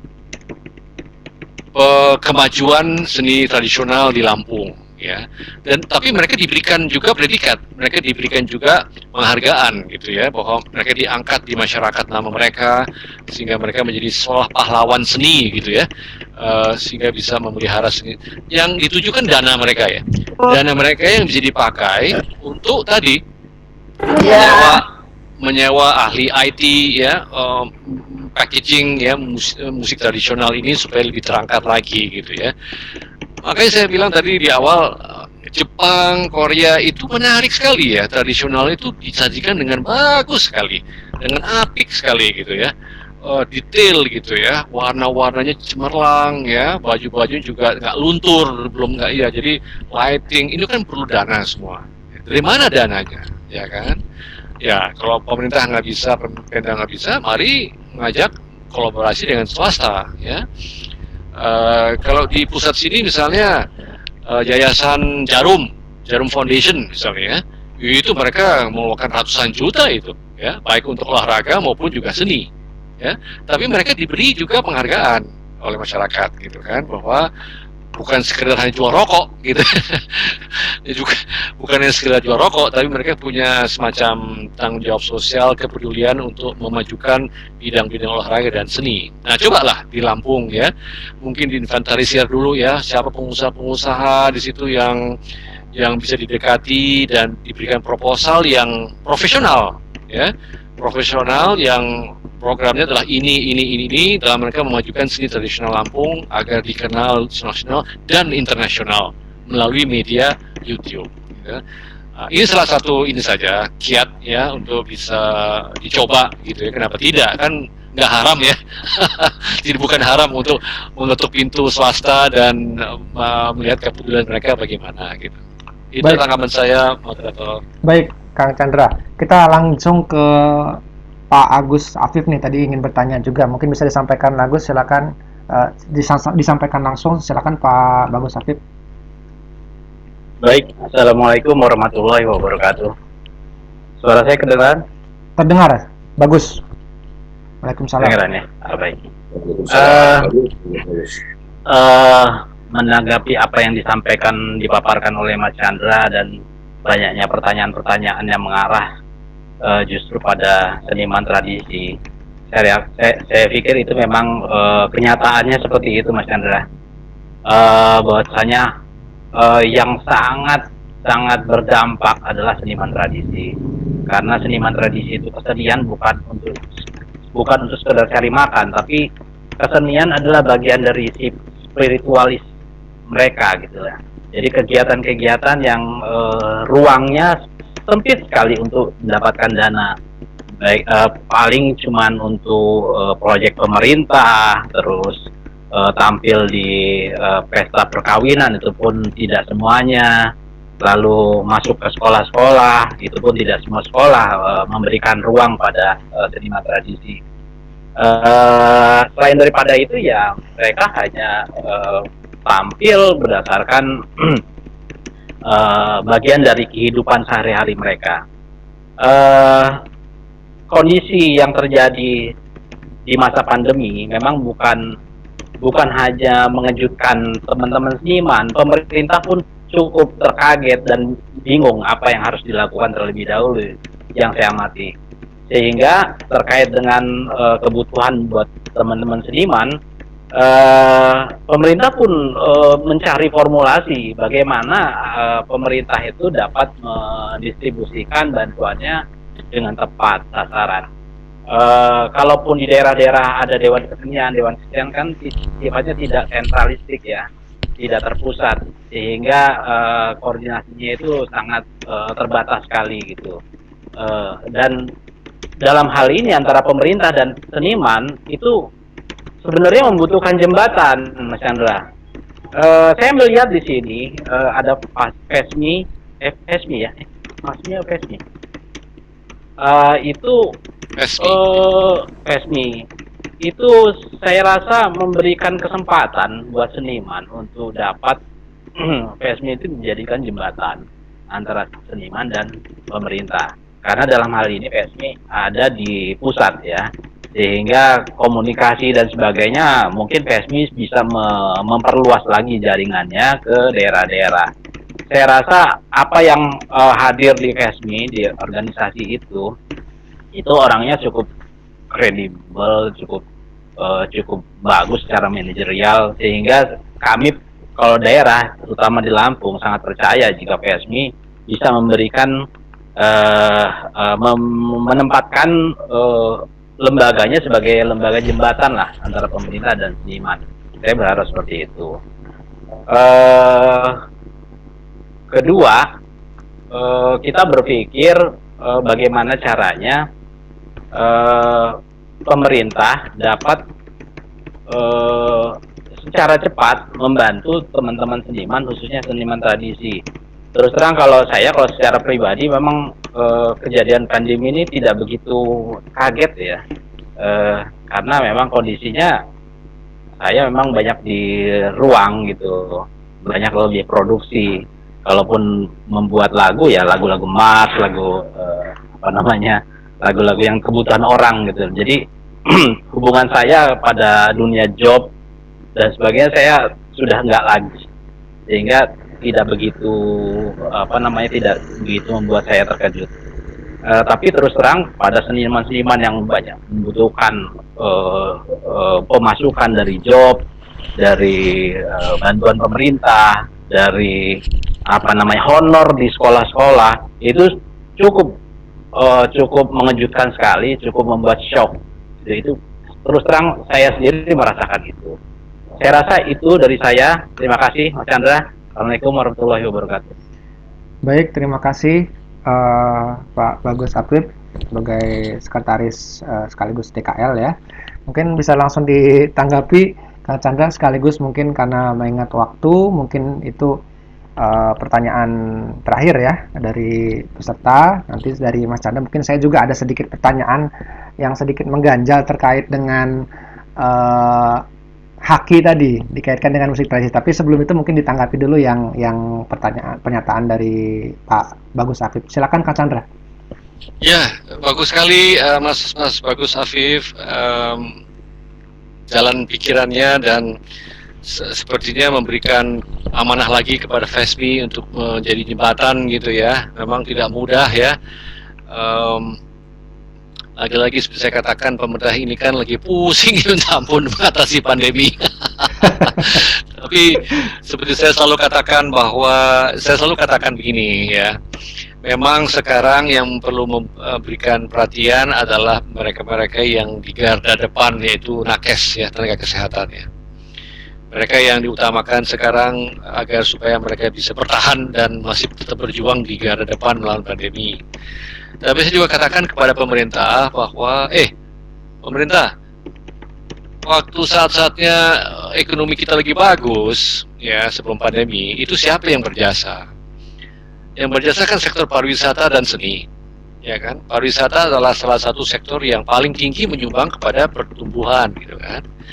Nah, memang pada saat pandemi tenaga nakes lah yang harus kita beri perhatian. Tetapi jangan melupakan seniman, kan gitu, ya kan? Bahwa kita ini seniman ini jangan dilupakan mentang-mentang lagi nggak produktif. Ya, jangan dilupakan. Padahal waktu lagi masa jaya-jayanya pertumbuhan ekonomi, kita yang paling depan di depan penghibur dan sebagainya. Jadi, ya, saya rasa sepertinya peran jembatan ini harus kita cermati dan harus kita coba lakukan gitu ya. Tapi ada satu hal mendasar juga yang saya pikir, dua hal ya. Yang pertama adalah tadi yang saya di awal saya tanya tadi, apakah DKL atau komite musik melakukan pendataan, dan saya rasa kalau belum bisa dimulai gitu ya melakukan pendataan, sehingga kalaupun ada bantuan pemerintah dari itu juga menyalurkannya lebih gampang. Yang kedua, sebenarnya kan seni itu adalah seni ekspresi ya, ekspresi atas apa? Ekspresi atas hal-hal yang terjadi di masyarakat, kan begitu ya, dasarnya kan begitu filosofinya. Nah, apakah seni yang sekarang dilakukan itu menggambarkan hal-hal yang ada di masyarakat gitu ya? Karena seni itu juga harus relevan ya dengan situasi kondisi masyarakat kan ya, sehingga masyarakat kalau melihat relevan dengan kehidupan mereka tertarik gitu ya. Nah, makanya saya bilang tadi narasi itu sangat penting, narasi dari seni itu yang ditampilkan sangat penting. Kalau kita bisa menemukan ya local wisdom ya, filosofi seni tradisional yang relevan dengan dunia modern, misalnya mengatasi stres, misalnya ya, saya ambil contoh aja, apakah ada seni-seni yang zaman dulu dibuat ekspresinya yang masih relevan dengan zaman sekarang ya? Segi-segi ini saya rasa juga harus diangkat, karena ya seleksi alamiah tadi di mana-mana bisa terjadi kan ya. Ya, dan tidak bisa kita hambat, tidak bisa kita hindari. Sekarang gimana menghadapinya? Kalau seni tradisional itu bisa membuat dirinya relevan dengan fenomena-fenomena yang terjadi di masyarakat modern, maka mungkin itu suatu upaya yang saya rasa sangat kuat, ya sangat bisa diperhitungkan gitu ya. Tetapi kalau seni tradisional itu tidak ada lagi sama sekali hubungan dengan masyarakat modern, mengatasi masalah-masalah atau narkoba ya, atau perceraian ya, atau apa gitu, maka mungkin seni tradisional itu ditinggalkan oleh kita semua ya. Di samping juga gencarnya alternatif hiburan lain ya, itu juga suatu game ya, atau e-commerce gitu, e-entertainment juga tantangan. Tapi yang saya ingin garis bawahi adalah mari kita mencari celah-celah dari seni tradisional yang bisa relevan dengan kehidupan modern zaman sekarang agar supaya dilirik oleh masyarakat saat ini. Itu saja tanggapan saya untuk Mas Bagus Afif, yang saya rasa betul sekali bahwa mesti ada peran jembatan antara seniman dengan pemerintah yang insya Allah merupakan suatu, katakanlah, amanah buat FESMI yang bisa kita ekspor. Demikian Mas Bagus. Ya, baik, terima kasih Kang Chandra. Ini saya mohon izin menanyakan satu pertanyaan terakhir penutup lah gitu ya, terkait dengan tadi kalau saya lihat kan Kang Chandra kan sudah lama di WIPO itu ya, rasanya kurang afdol kalau tidak menanyakan hal-hal yang berkaitan dengan itu. Tetapi insya Allah masih berkaitan dengan konteks yang kita sedang bicarakan, yaitu musik tradisional. Nah, tadi kan sudah banyak pembicaraan mengenai musik tradisional ya tadi ya, mulai dari eksistensinya, terus bagaimana mereka menjawab tantangan zaman ya, bergumul dengan teknologi dan lain-lain. Saya ingin melihat dari sisi haki mungkin Kang Chandra. Ini kalau misalkan saya sebagai musisi tradisional gitu ya, apa sih urgensinya saya untuk mengurus haki begitu? Kalau saya musisi lokal gitu. Mungkin kalau untuk musisi yang sifatnya udah kalibernya besar itu memang sudah relevan gitu. Tapi bagi saya itu apa pentingnya kita misalkan sebagai musisi lokal tradisional itu mengurus haki, dan apakah masih masih relevan dengan zaman sekarang? Artinya kan kalau kita bicara musisi lokal yang ada di daerah itu kan sifatnya pragmatis ya, Kang Chandra. Jadi mereka itu istilahnya berpikir bahwa ini kalau saya mengurus ini untungnya apa gitu loh. Kalau nggak ada untungnya mending nggak saya urus deh gitu loh. Artinya kalau hanya sekedar istilahnya mengurus-ngurus sifatnya dokumentasian tapi nggak ada keuntungan yang sifatnya dalam tanda kutip tangible begitu secara nyata, kan juga mungkin ya, karena memang sebagian besar pola pikir musisi lokal kita ya seperti itu gitu. Mungkin bisa berikan pandangan Kang kira-kira mengenai hal tersebut, dan sebaiknya bagaimana gitu kalaupun misalkan musisi perlokalan ini, pertradisionalan ini ingin dibenahi secara apa namanya ya, secara administratif lah, secara kehakiannya begitu. Mungkin sedikit aja mungkin dari Kang Chandra sebelum kita akhir. Terima kasih. Iya, itu pertanyaan penting ya, dan jawabannya saya tahu kurang lebih, tapi menerangkannya agak susah nih. Saya coba menerangkan dengan bahasa-bahasa gampang gitu ya. Jadi gini, memang haki itu hanya berguna bagi karya-karya yang diketahui penciptanya, ya. Jadi karya yang diketahui penciptanya siapa gitu, punya identitas gitu. Misalnya lagu ini ciptaan siapa gitu ya. Kenapa? Karena perlindungan haki itu ada masanya ya, yaitu masa selama hidup penciptanya plus 70 tahun. Nah, sekarang kita masuk ke dunia tradisional.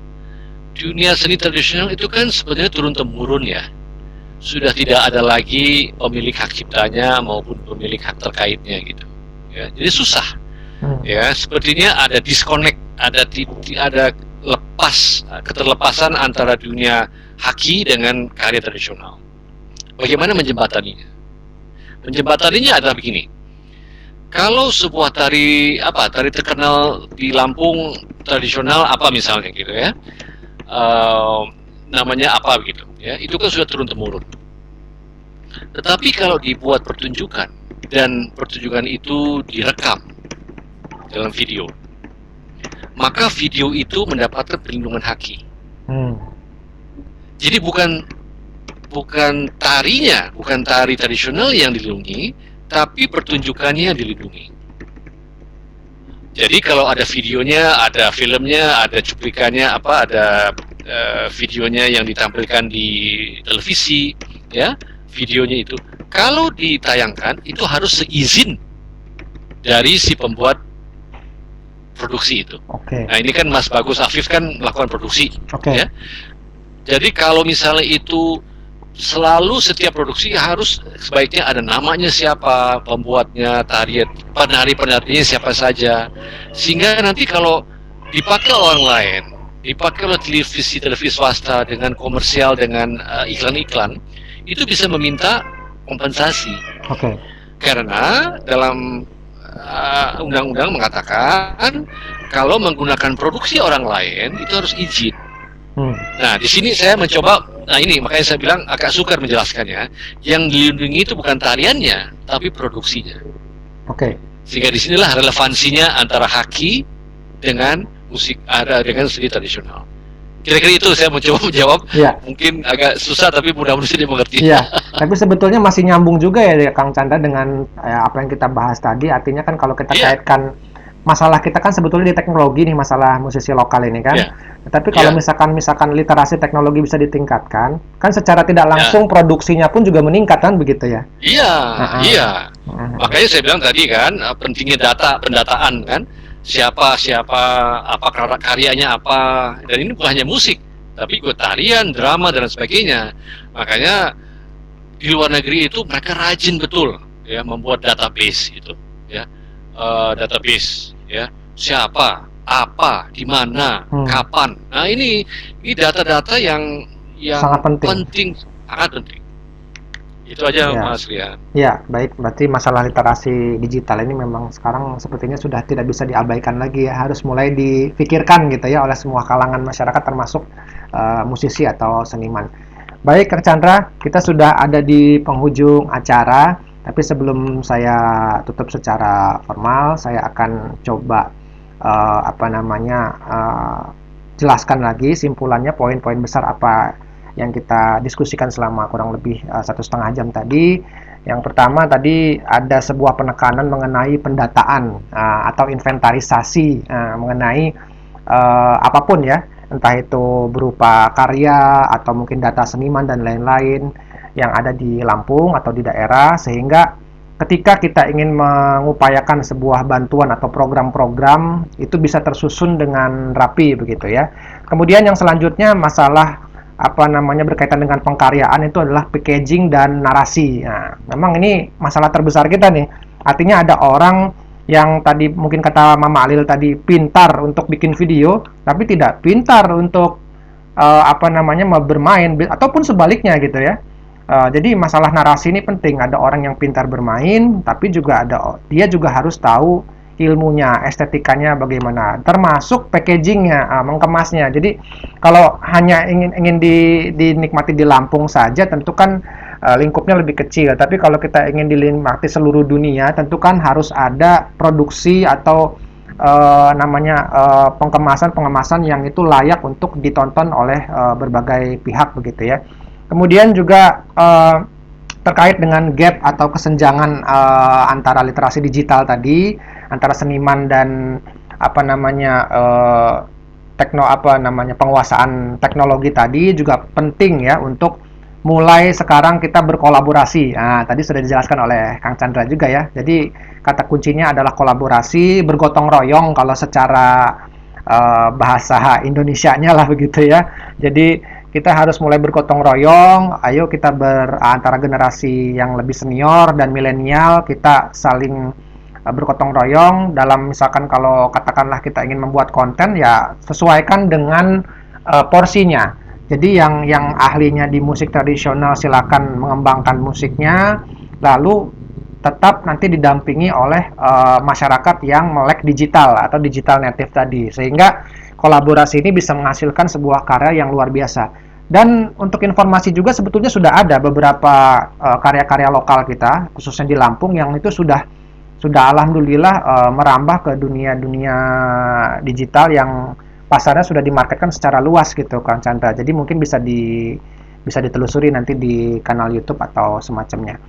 Dan juga masalah jembatan tadi, memang kami juga sebetulnya istilahnya ada semacam unsur keinginan ini, Kang Chandra. Jadi mengundang Kang Chandra juga harapannya bisa mengetahui persoalan yang ada di daerah kami dan di Lampung ini khususnya, sehingga bisa menjadi speaker ya, bahwa Lampung ini salah satu representasi dari berbagai daerah yang memiliki persoalan yang sangat kompleks. Jadi harapannya keberadaan FESMI ini bisa sedikit menjembatani lah tadi kalau bahasanya Pak Afif tadi, antara seniman lokal dengan pusat, karena secara posisi mungkin FESMI lebih dekat ya dengan pemerintah begitu. Jadi harapannya mungkin suaranya, transmisinya lebih cepat nyampai begitu. Terus kemudian yang terakhir mengenai perlindungan haki tadi, ternyata berhubungan juga dengan pentingnya literasi digital. Kalau misalkan masyarakat seni kita sudah terliterasi secara digital, mau tidak mau mereka akan membuat karya, memproduksi karya secara digital ataupun virtual, sehingga akan meningkatkan produksi hak cipta mereka itu sendiri, sehingga bisa dilindungi gitu ya dari segi penciptaan. Saya kira itu untuk kesimpulan pada diskusi atau webinar Dewan Kesenian Lampung pada siang hari ini yang bertemakan mencari bentuk musik pasca pandemi dengan narasumber Kang Chandra Darusman. Nah, terima kasih ini Kang Chandra, saya atas penutup nama dari Mas Chandra dong. Oh iya, mohon maaf dari Mas Chandra. Oh iya, mohon maaf ada yang terlupa. Ini closing statement dari Mas Chandra nih mungkin sebelum kita benar-benar akhiri diskusi kita. Silakan Kang Chandra. Ya, tidak lain adalah saya mengucapkan terima kasih atas kesempatannya. Saya terus terang banyak belajar sore hari ini. Hal-hal yang tidak pernah saya terfikirkan ya. Saya juga akan menyampaikan teman-teman FESMI yang lain bahwa ini ada dinamika di Lampung yang perlu kita beri perhatian. Tapi mohon maaf memang tidak bisa langsung kita beri perhatian karena kita juga masih baru ya. Tapi sudah saya catat ini ya, sudah saya buki ini. Saya catat dinamika di Lampung seperti apa, dan siapa tahu ya kita berkomunikasi terus, kita bisa mencari langkah-langkah yang bisa terasa di daerah gitu ya. Siapa tahu ya. Untuk itu saya minta kita terus berkomunikasi supaya kita saling tukar informasi. Dan sekali lagi terima kasih banyak kepada teman-teman yang sudah memberikan pemikirannya dan sharing-sharingnya, sangat berharga buat saya. Dan semoga saya doakan Komite Musik dan Dewan Kesenian Lampung bisa terus berjaya dan mewakili aspirasi para seniman di Lampung. Demikian teman-teman, terima kasih. Terima kasih Kang Chandra atas closing statement-nya. Demikian kita akhiri acara kita. Saya selaku moderator mohon maaf apabila ada kesalahan kata-kata atau hal yang tidak berkenan selama jalannya acara ini. Akhir kata saya ucapkan wassalamualaikum warahmatullahi wabarakatuh. Waalaikumsalam. Terima kasih, sampai ketemu. Iya, mohon maaf foto sedikit Kang Chandra, mungkin berfoto dulu sebelum meninggalkan supaya ada jejaknya sedikit Kang Chandra. Ya, boleh dibuka mungkin untuk rekan-rekan yang lain, kalau nggak bisa juga nggak apa-apa, supaya ada kenang-kenangannya lah. Siap ya, kita akan foto dulu 1, 2, 3. Oke, siap, cukup. Terima kasih kepada Kang Chandra dan rekan-rekan. Boleh jika ingin meninggalkan ruangan Zoom dipersilakan, dan untuk rekan-rekan jika ingin ngobrol-ngobrol santai dulu juga silakan.